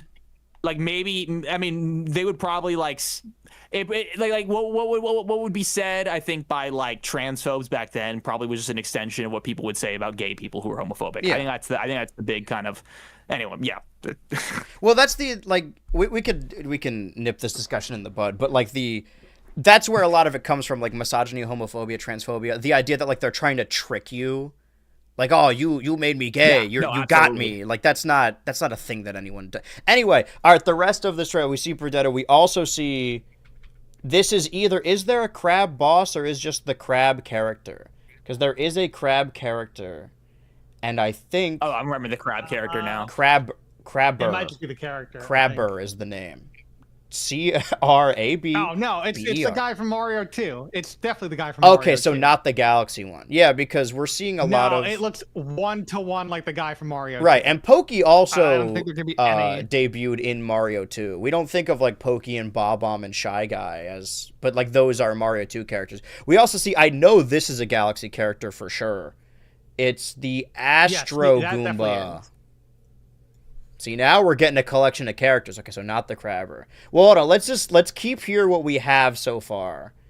And I guess this doesn't take into account like NPCs like the Honey Queen. These are just all enemies. So let's get rid of everything else. Well, are you Oh, okay, so you're not counting like the bee. Well, I would, but I think what I was looking at right now is just a list of enemies, because I was like, that's easier to start with. So what we have, right. We have these 4. These are the 4 we know about. Obviously, Rosalina and Bowser Jr. are also in this movie. This is the little crew we got. Unless... Wait a minute, there was also the gear. Oh, and there's Conkdor? Yeah, there was a Gearmo, but that was NPC. Right. And Wiggler also. Wiggler is in Wait. Galaxy, but did not originate in Galaxy. Well, let's get Gearmo in here. Hold on.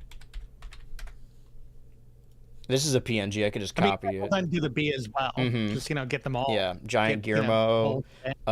We don't know. Is it just Honey Queen? Yeah, we know that she's in it, but we haven't seen her yet. I mean, you could probably just add that photo because that has both of them. Yeah, we'll know what it means. I'll put it over here. This is the guy. I think I always thought their little stupid smiles were like mustaches or something. Because from this view, like, it's so hard to see the smiles. Their smile faded. Everything gone. I feel like I'm they're like really opinionated about the freaking bees. Well, it's so far. You've had a lot of strong opinions about a lot of the characters we've seen so far. Oh yeah, no, I've got a lot of opinions on like Mario enemies, especially ones from Mario Galaxy, because I don't know. Well, was Galaxy your first 3D Mario? Yes, it was. Oh wait, I'm trying to think. I may have gotten 64 DS first, but I think like I don't know, like I fell in love with Galaxy before I fell in love with 64 DS. What were we gonna say, Dan? That is a crazy piranha plant.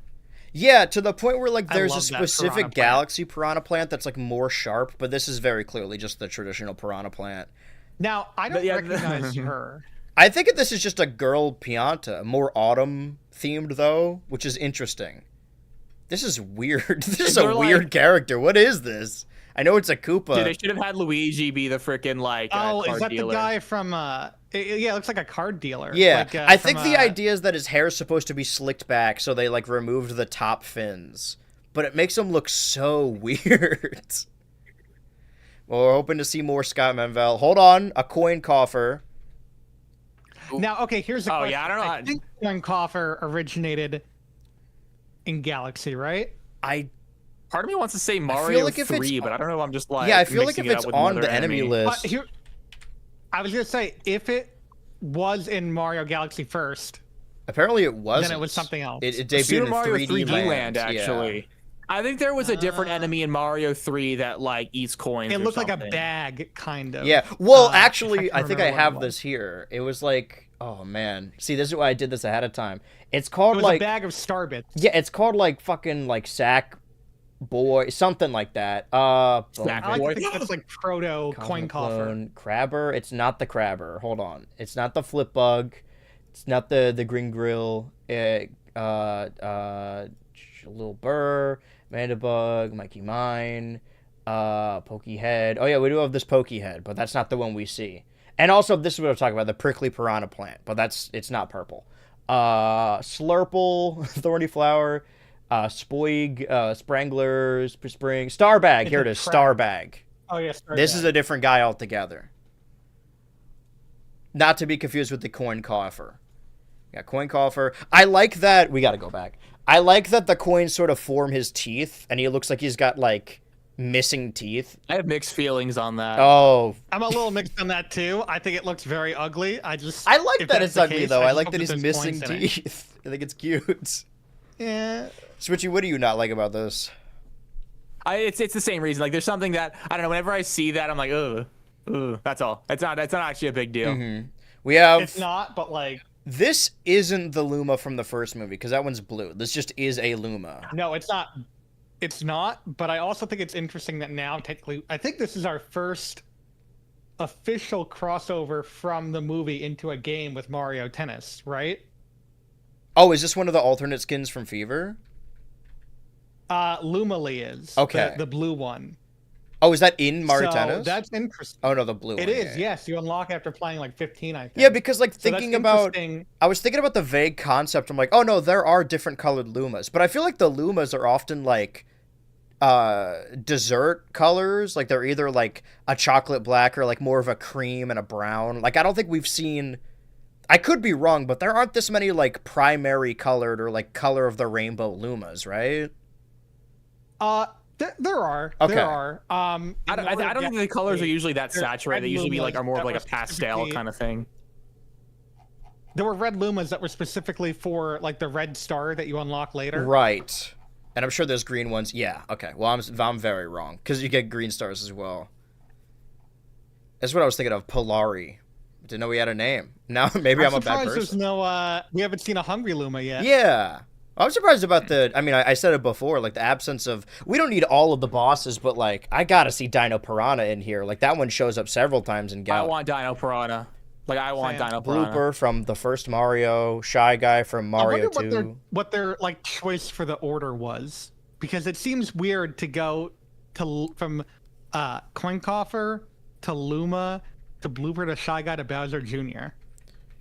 Maybe they're I would bet it's just vibes. Yeah, similar colors, and they wanted it to scale. Is Shy Guy in the first Mario movie? Maybe. I feel like he'd be in the background. I don't remember. Let's look into let's consult our Mario wiki, shall we? I'm sure it'll say it. Shy. I saw someone make a comment like on Twitter, like when this trailer dropped, like, oh my god, they just gave the like Mario wiki editors like 20 hours of work. Dude, they work hard. Okay, Mario. Yeah. All right. Yes. Okay, so see, oh, yeah, this is why we. Oh yeah, they're the ones that capture Luigi. Okay, right. But I'm sure we see other dry bones. They even have the No, they are, the dry bones are there too. Yeah, I think Sniff he's It. also chased down by a bunch of dry Yeah, bones Sniff before It. he's caught by the shot Yeah, guys. the Sniff It It is as a well. Sniff It. That's funny. Did Sniff It? That was the Paper Mario character first, right? No, he was in Mario 2. Okay. And then we have Bowser Jr., which we know of, and then he does. I think I'm over the thing with his eyes. That never really bothered that's a me. sick, I think like, the more we're one seeing of frame. Let me see it. Let me see it again. Yeah, they never really. It didn't really catch me that much, but I kind of see it now, and I know why people kind of aren't super huge on it. I think the big thing for me, you know, especially with Illumination, like part of Illumination's like comedy is they'll have characters that are kind of grotesque looking. And I feel like so many, like Mario, just in general, I don't feel like there's a lot of Mario enemies or characters that are like overtly grotesque, at least to me. And in this movie, you're seeing a few characters kind of being depicted like that, you know, just for fun. It's not actually that big of a deal, but I don't know. You see that with like the coin coffer. He has like these like fucked up like coin teeth. You're like, oh, I don't know. We also, I'm trying to see. Like to me, like. No, I was gonna say right here, whereas normally the EGAD logo is the Bowser Jr. logo, and I think that's been the way they use this paintbrush design like recently anyway. But do you guys think there's any possibility that Professor EGAD could be in this film, even if it's like a reference? I think if he was gonna be, they would have shown him by now. Like that's I like because like EGAD, like, you know, no hate to Luigi's Mansion fans. I don't think he's like hype enough to like, you know, withhold him this long. Like I think if EGAD was in this movie, they would have shown him in this specific trailer. Yeah, but does you know EGAD what I mean? like push tickets, or would it just be like a reveal in the movie? Like, would people go see the movie just because of EGAD? I don't think they'd really be like, oh, we gotta make a statement with EGAD. I just don't think they'd do that. Right. So the fact that he's not in this trailer kind of makes it seem like I don't think EGAD. Well, like I don't think he's gonna be like a heavy hitter, like secret hidden character, like our good friend Star Fox, wherever. Yeah, like our good friend Star Fox. But I do think it could be like even like a reference, like. Because what he says, what he says in Sunshine is like, oh, I got this paintbrush from that old scientist guy, and then Flood's like, old scientist guy. I don't think Flood is in. I forgot about that line. Because it implies that like. Thank you, Matthew Patrick of Game Theory. Yeah, what if EGAD was playing both sides? Instead of what if he's the true villain? Well, instead of I gotta rewatch that video. I really vibe with like old school Game Theory. A Game Theory video? I feel like I remember it being a Swanky Box video. It is a Game Theory video. Is it? Yes. Yes, I remember. It's one of my favorites actually. It doesn't make a lot of sense, but I do like it. You have EGAD. Super Mario Betrayed. Oh, I see. This is the one I've seen, the EGAD one. Oh, or the Swanky Box one. I gotta say, they got to it a year before the Game Theorist did. Something to think about. They also talk about the EGAD isn't crazy. The metal the metal or the Mecha Mario that exists within that one like cart spinoff. This isn't it. Yes, that is weird. Yeah. That like was made by EGAD.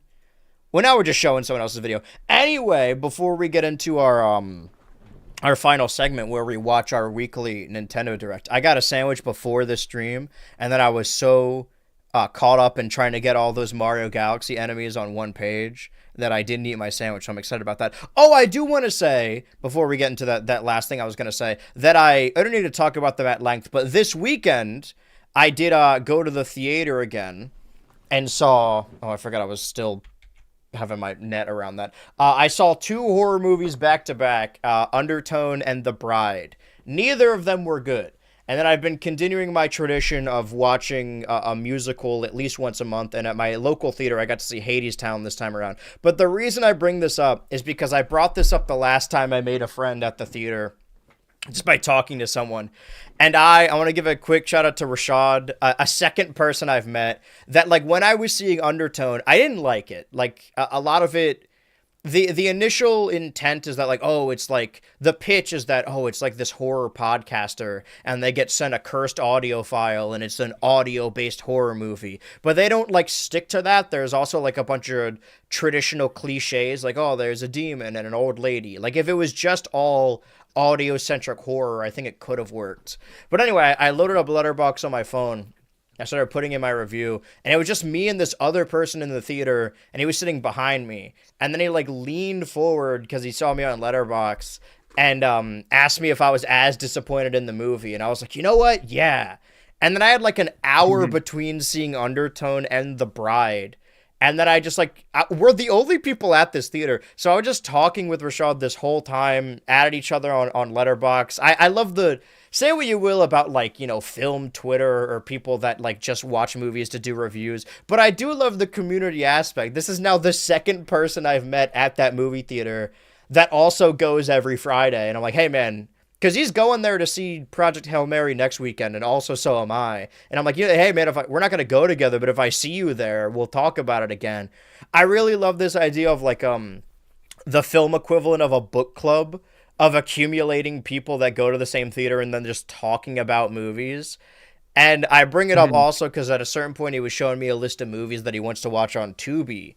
And I was telling him, they're like, oh, you know that, like, you know, all those Cartoon Network cartoons are like on Tubi now. Because if you don't know, they got delisted from HBO Max and Hulu, but Tubi swooped in and like brought in all of these Cartoon Network shows. And we were talking about that because I think we were talking about Pulp Fiction, and I said, like, well, you know, Phil Lamar is in that movie, and he's Samurai Jack. And he was like, oh yeah, I used to love that one cartoon. It's like he's like a boy and he's a robot.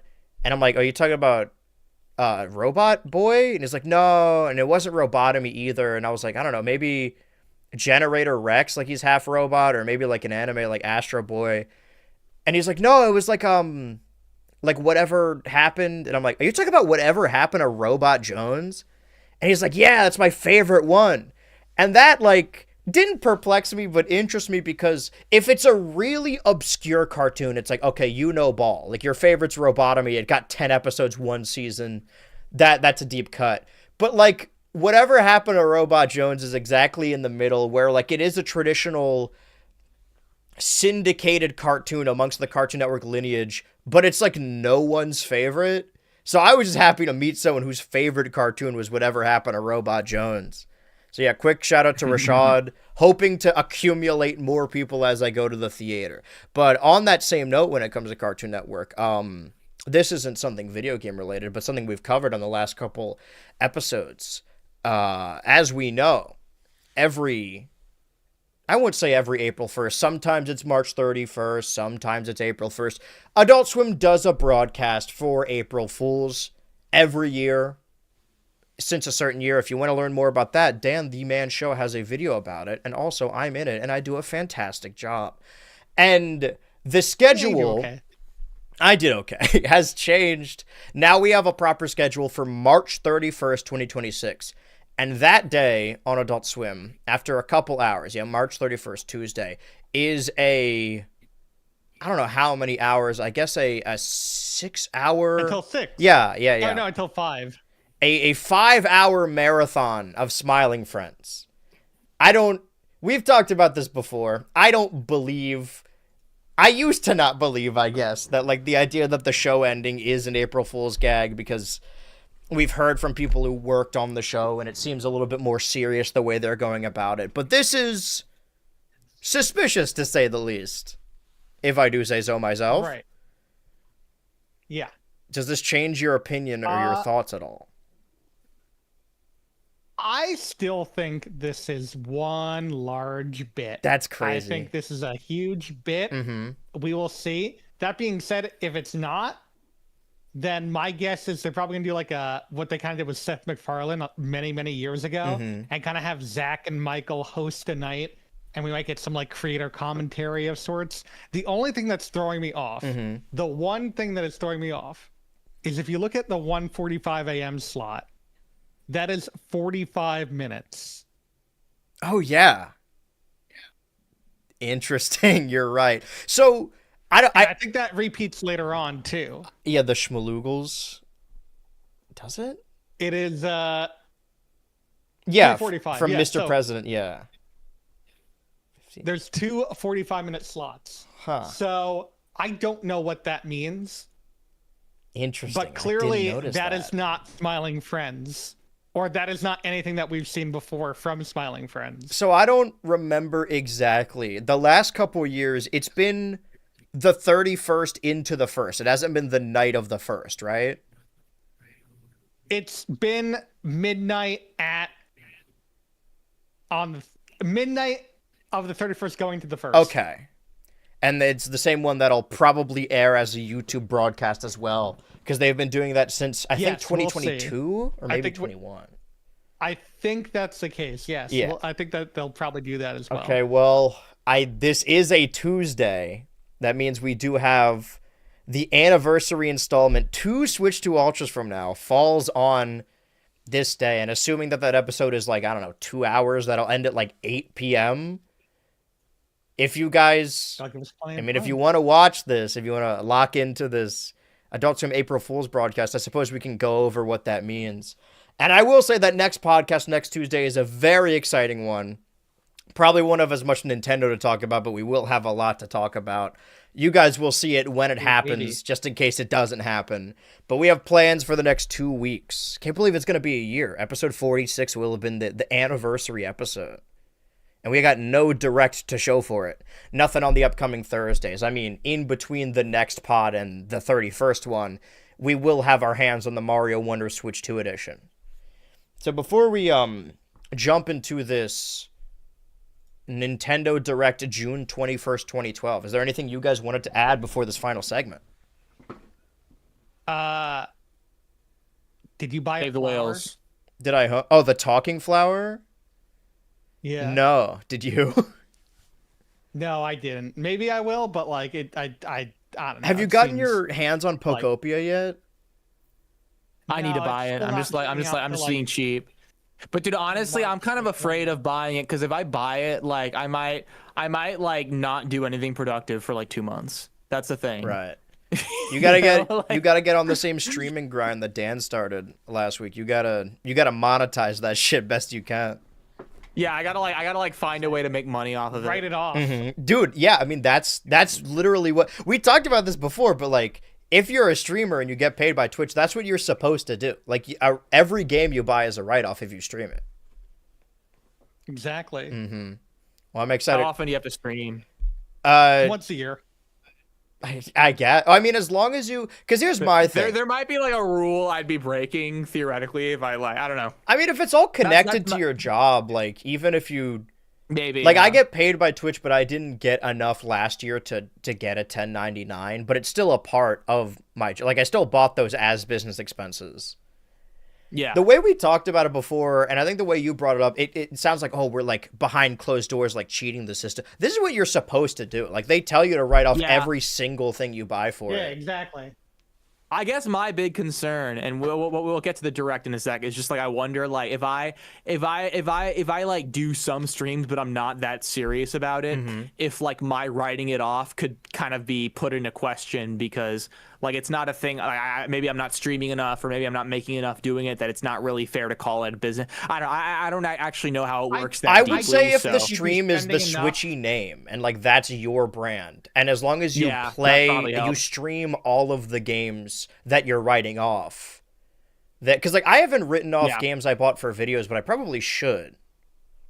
You really should. You really should.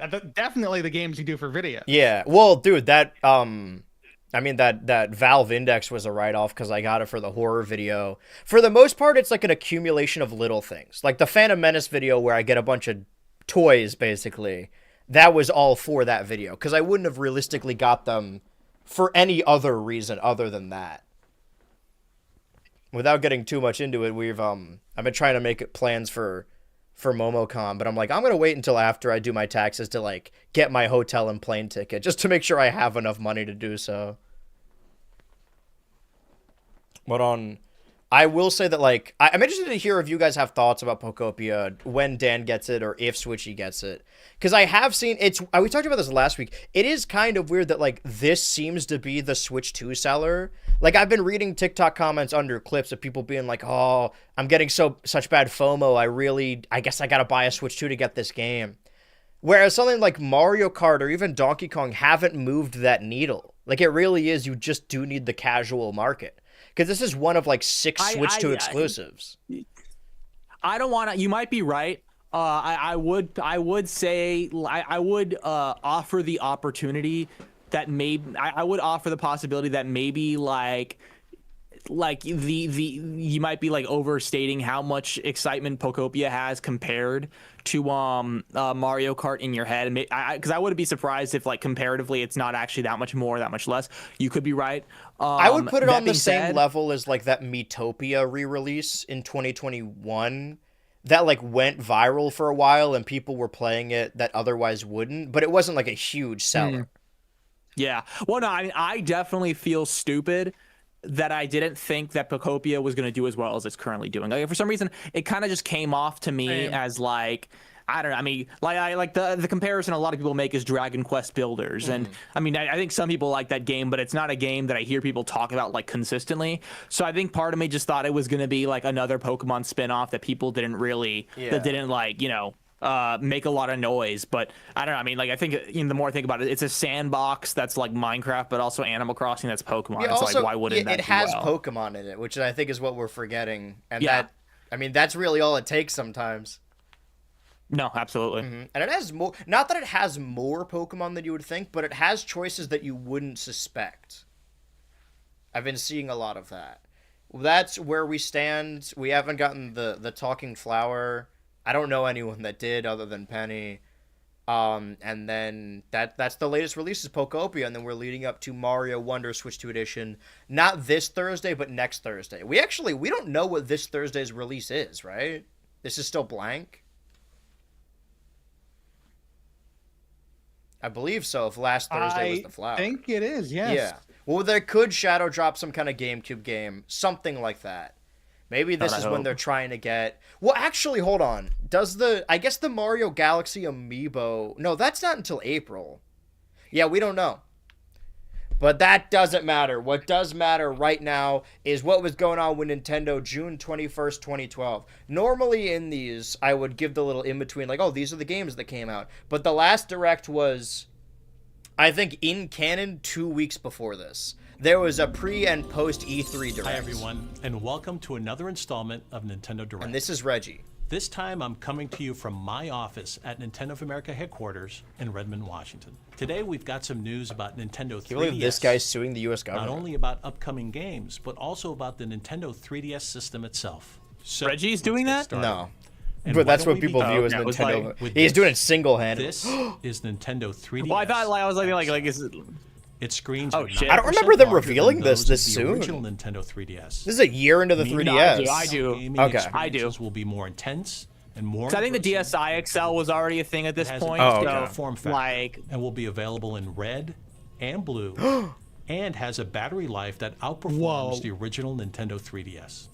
It comes bundled with a dude, 4 I can't This was their new play game. my normal like making original it perfect 3DS for anymore. The downloading screen's too content small. on Nintendo eShop. Like my big ass hands, I can't do it. I thought about this Nintendo when they showed the 3DS Wii U. It's like, I in remember the North Wii U America being at a gargantuan, and it is suggested still retail like price bigger than the of Switch, but I feel like from a $199.99, density and standpoint, it'll be it's smaller available than in a Steam stores Deck. on August 19th, the same day that we release New Super Mario Bros. 2. That's the Finally, hardware. that's a launch I can't title. say enough about how Nintendo 3DS XL enhances the Nintendo 3DS gaming experience. How does Games it? like The Legend of But Zelda: how does it Ocarina of enhance Time Super 3D, or New Super Mario Bros. Super Mario 2? 3D Land, Mario Kart 7, and Kid Icarus Uprising really shine No mention on of those Star big Fox screens, 64 which are also 3D. a perfect Suspicious. fit for video applications like Netflix and Nintendo Video. I have The a bottom memory of screen is watching bigger like the too, first couple episodes meaning of it's Hey easier Arnold than on my ever 3DS. before to create That's and awesome. share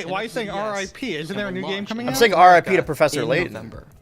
The Professor Layton Yeah, that's what I'm games saying. There's a Is new there game new coming game out. coming out? Is there? Bending brain teasers with top-notch Yeah, the production Steam values, one that and was this game announced builds 5 years on that ago. Oh, well, is it Fans still and newcomers happening? alike will enjoy a new adventure. I with the think puzzle so. solving I was gonna say, duo 'cause the of studio, Layton like, and folded. Lou, Oh, it's Balan and find out Wonderworld. the story of Layton's high school days. Nintendo 3DS owners who have connected their systems to the internet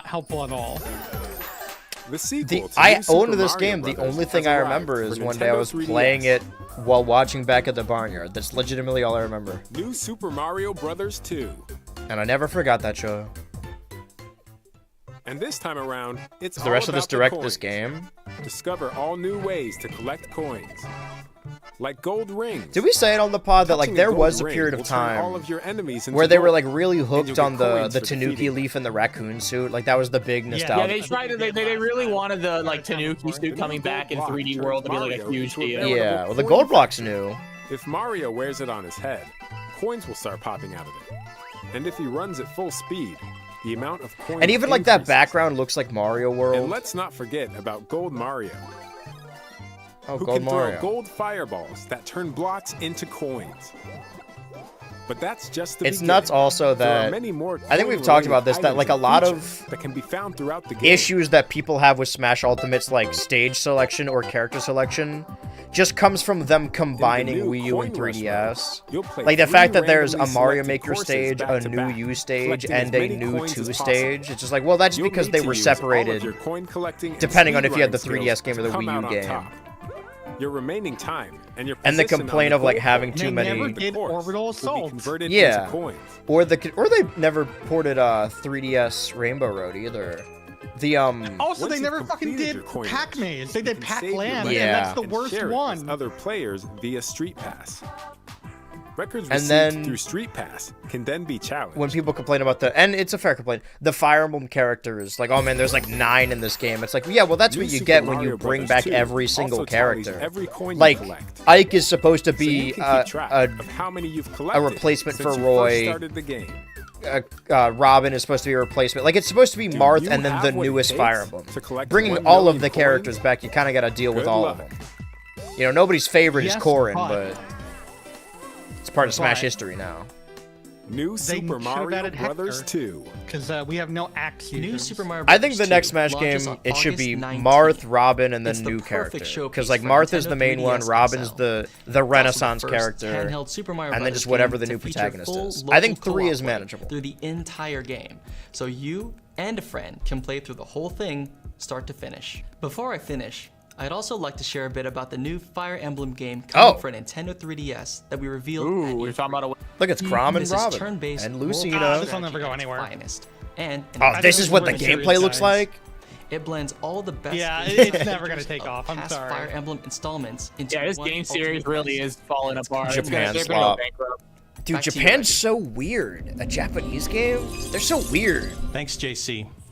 Dude, Speaking of New JC. Super Mario Brothers 2, Thanks, Jesus that Christ. game has a very strong link Where's to Chris our Brown? ongoing efforts I miss that. to seamlessly connect know, right? players to their favorite this game a- experiences. a gumball through the machine internet. full of Cheetos? Or You'll no, they're already just know all that orange? On August 19th, Or like cheese puffs? the game kicks off a new initiative for us, in which you'll be able to get the full game both in stores as a packaged product, No way. or as a download. This is their first Well, download game? PowerPoint ass We'll clip be art. making new downloadable Coin Rush. This is really what stages ruined the games available for industry. This purchase moment right here. after the game When they comes out. decided it was okay to Yeah, download after games. Developers ruined finish it. working on the main They game. ruined it. And make no mistake, out of the box, dare they this make is it a easier. full-featured Mario game, as full-featured as we've ever I think made. the Xbox They'll One and turn the their Switch were the attention to first making consoles where I even more like stages predominantly so that you downloaded could games. keep playing Coin Rush mode again and again.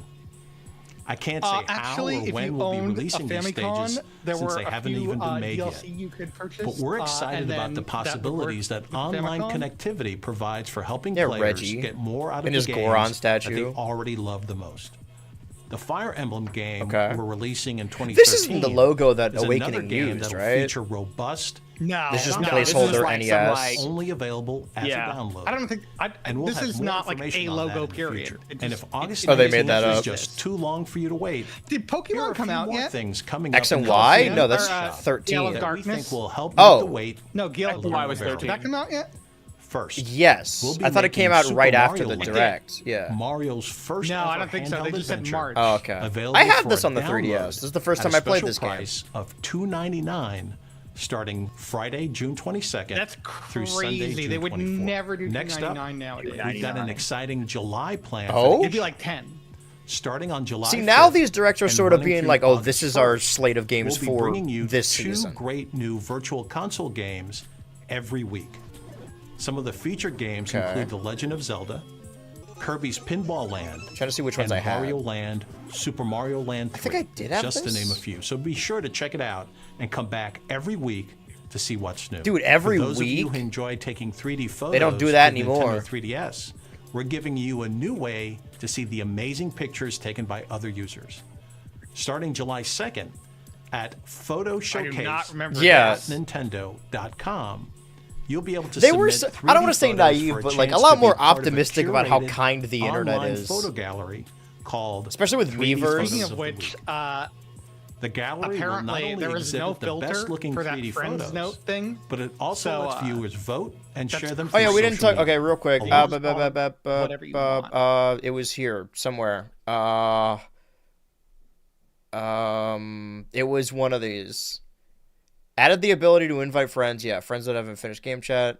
Rewind, clip video, accessibility, sound and audio. I read it earlier. Is it higher up? Oh yeah, added the ability to save notes about friends on your friends list. The note content is not displayed to friends. We were doing bits about this in our chat. It's like, oh yeah, this is the modern equivalent of putting someone in your contacts list as like guy I met at the bar or the pizza guy. Now you can have a little note so you don't forget. I guess like they're expecting us. Maybe I should be adding more people by their friend code. I guess I haven't been doing that. I have like maybe 10 friends on there, and they're all people I know. Along with the gallery, we're also including some tips that'll help you put together some truly amazing 3D photos. We've shared a lot already in this installment of Nintendo Direct, but we're not done yet. I like how they called Let's it talk about like Pokemon. installments of a show. With Like, the oh, this recent release episode of Pokemon Nintendo Direct, Conquest as for opposed to Nintendo like this DS. Nintendo Direct. 2012 has already been a big year barely for remember Pokemon. I this forgot this was a and it's DS only game. getting I never bigger. finished it. I never Nintendo played it. DS games. I thought this was a Pokemon 3DS Black game. version I'm not 2 gonna lie. and Pokemon White version 2, the successors to the acclaimed Pokemon Black and Pokemon These White sold versions, really poorly. will launch this fall. Taking place Aren't they 2 years the better after versions the too? events of their predecessors. Well, okay. These games Aside, Black and White specifically. Oh, God, what have I done? As far as a new generation goes, like, you know, Black and White gets the highest praise and Sword and Shield gets the most guff. But Black and White are like the worst selling new generation, and Sword and Shield are like some of the best ones. I think the aspect of Black and White that people really respect is like the Pokédex full of new Pokemon, like entirely new, 150 new Pokemon. But people, I think, didn't hated it at first. People People didn't hated it like at first. that. I know that for a fact. So Black and White 2 is like, it's got the starters, but also you can get a Riolu, you can get a Mareep in the first round, like trying to backpedal a little bit. So I prefer Black and White. No, they seem to be very like once they tried the like, oh, let's just do a completely new Pokedex, they backfooted on that so fast, and they've never really tried doing something like that again. Mm-hmm. I will say that we missed it a little bit, that Black and White, the first games, came out in North America March 6th, 2011. So a couple weeks back was, I guess last week really, was its 15th year anniversary. If you guys want to talk about Black, well, just let me, what starter did you guys choose for Pokemon Black and White? And did you get it when the game came out? Black and White, I did never played Embor. it, I got it when it came out. Nice. I got Black 2 and White 2. I think a month after it came out, and I got Oshawott. Mm-hmm. I mean, I said before that, like, Black 2, Black 2, because that one was Zekrom. I got the pre-order, but I already had my 3DS by that point. So this was the first time me, like, playing the DS Pokemon game on the 3DS. And at that point, even as a kid, I was like, man, when are they going to do a 3DS one? What about you, Dan? And like the monkey paw curls its finger. Mm-hmm. We're about a year out from that in this right now. I mean, he's talking about Pokemon Conquest. Dan, did you get Black and White when they came out? No, I have never played I never played Gen 5 or Gen 6. Okay. I would certainly recommend Gen 5 higher than Gen 6. Yes, Port I've players heard back Gen to the 5 is the vibrant best, so Unova I have been region like in looking an- into possibly doing that when I have more free time. Mm-hmm. Well, hey, you know, that's that stream series. New You gotta. adventure. I mean, wait. Now, game- does Legend ZA count? Because I played Legend ZA. I mean, that's Gen 5, right? It's not. That's Gen 6. Okay. Well, Damn it depends. Did you pick a Tepig for that game? No, I technically picked Totodile, but that would make it Gen 2. Yeah, then you're not in our Tepig club. Game is Sorry, packed sorry, with bro. Pokemon from Damn. previous Yeah, games see, this in is like the series look. They're that you'll Pokemon from the encounter original right games. from the start, and new Pokemon trainers and new gym Oh yeah, the leaders to gyms were a battle. little different.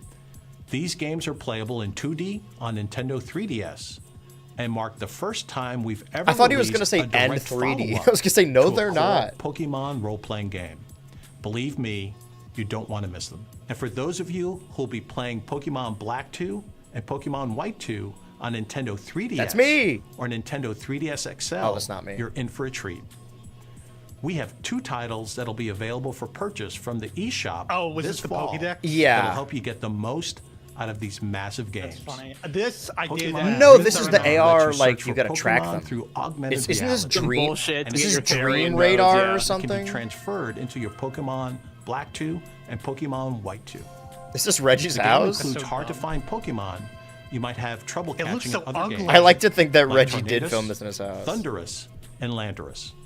And these will be featured in entirely Bro, new forms why are they that all you'll find YouTubers? Did first there? Wait, in sorry. Pokemon These new Dream forms Radar. And if debuted you're in that wondering how you 3DS keep game. track Is that of all true? the Pokemon you catch, Well, they were. Pokédex I think they 3D were made Pro as a is tie. the They were solution. made as a There it tie in for is. Black 2 and White Interactive 2. Yeah, Database this. with information about every The known first time we Pokemon. saw these, The I kind of like Pikachu these was a limited 10 or 3D $15 models. experience. And Pokemon Here's the White thing, 2 this- play experience. This is like a, a very low quality Which will 3D model. enhance your This Pokemon animation, Black this 2. rig is the fucking Pikachu we've had for like a decade after.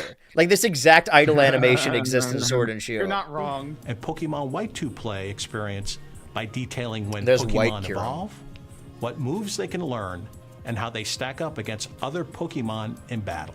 Okay. Pokédex 3D Pro also lets you take photos of your favorite Pokemon in the real world through its unique use of augmented reality.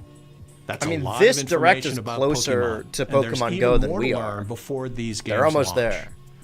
We'll be able Fuck, to that's share depressing. specific launch We're- dates for dude, it's all a- our upcoming this summer is Pokemon going to be the games 10-year soon. anniversary of But Pokemon I Go. know you're eager for more. So let's take a first look Oh? at the English gameplay footage for Pokemon Black 2 and Pokemon White 2. I'm having to stipulate Okay. that because this game was already out in Japan. Yeah. Also, they've played Black and White.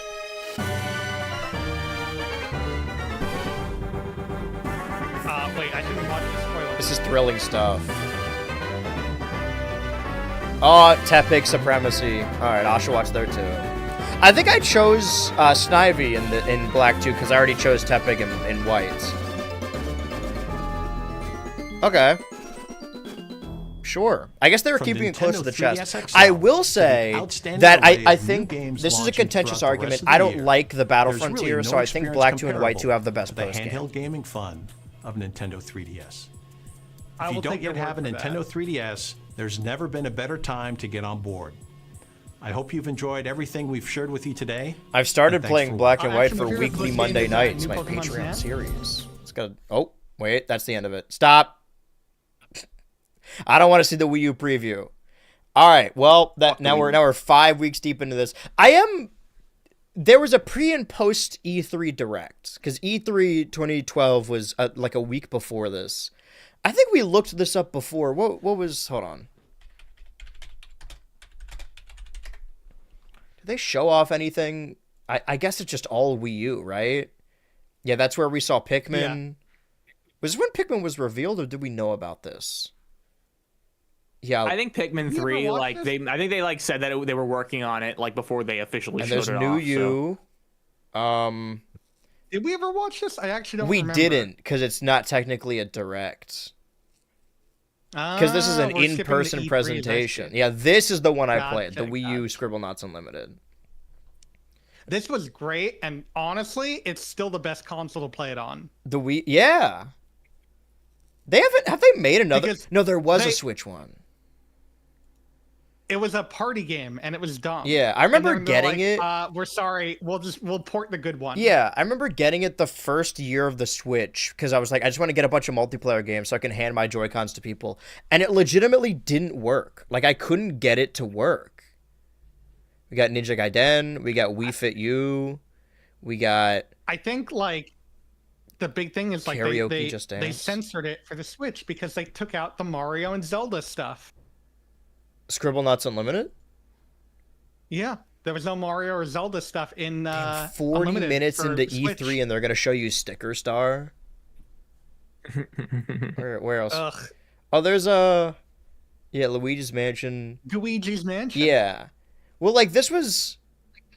I remember it being a big deal at the time because like I guess there was just the period of time when I was watching YouTubers be like, holy shit, Luigi's Mansion is back, because there wasn't one on the Wii. In retrospect, it was only like an 11-year gap, but it seemed like F-Zero Star Fox, right? Like it seemed like it was a dormant series that would never go back to. Okay, Right. we saw these. That wasn't even a series at that point. That was just a game. Yeah. Lego City Undercover. This was another still Wii not U over the fact launch that- title. And yeah, this game is great, but also this game ran terribly. It's been on Wii ported U. elsewhere since. It's a good game, Yeah. actually. It's one of the most underrated Lego games. Because there's only... Oh yeah, Zombie U. I remember there was a Let's Play I watched at the time that like did a whole series about this, and I thought it was more important than it was. I guess this is the nondescript shooter game we saw last week. Nintendo Land is the big one. This is the one that like even people who didn't like the Wii U, they would come over and we would play this. Dude, I fuck with Nintendo It's a Land. fun gimmick. Nintendo Land is a great game, but this is also probably one of the worst endings of any Direct. Is this how it I ends? specifically remember this one. Oh. It's the fireworks, I think. Yeah, they're just The talking about fireworks Nintendo is one of the Land. worst I've ever seen. Yep, this is it. Wow. It's the fireworks. Yeah. No, this is like one of the worst because it's like we have one more surprise and it's the fireworks. Dude, this game was always a bitch to capture because there's no way it's this flat. If you don't know, like, if you're casting, if the screen on the Wii U pad is the same as the screen on the TV, but you can rotate the Wii U pad and it scales the character. So, like, if you're trying to capture it with a capture card, if you move a little bit, there are, like, black lines that show up on the side. I don't know how they did this. Ew. Enjoy the show. Yeah, I mean, this is the Wii U game, you know, like this is the tech demo. It's the only like main Nintendo game on the Wii U that hasn't been ported elsewhere because it really can't. Because Zombie U is just called, it's really funny, it's been ported to other consoles and it's just called Zombie now, like just with an I. What was the opening? I didn't know that. I think I heard that once, but I forgot. Yeah, they about can't that. keep the U. Yeah, Miyamoto came out and he's like, I love Pikmin, and nobody reciprocated that love. Until now. Well, that was everything we wanted to cover this week in Switch 2 Ultra. I'm going to close out of some of these. I'm going to save our Galaxy thing. Like I said before, we do have an exciting guest, hopefully, showing up on next week's installment of Switch 2 Ultra. And then we have our anniversary show, maybe transitioning into whatever gag Adult Swim wants to pull off again. But I shouldn't have closed out of that because I needed the outro song. I have been your co-parent. I'm going to stall this as long as I can. I have been your co-parent, BHultra. And I have been your co-parent, Switchy.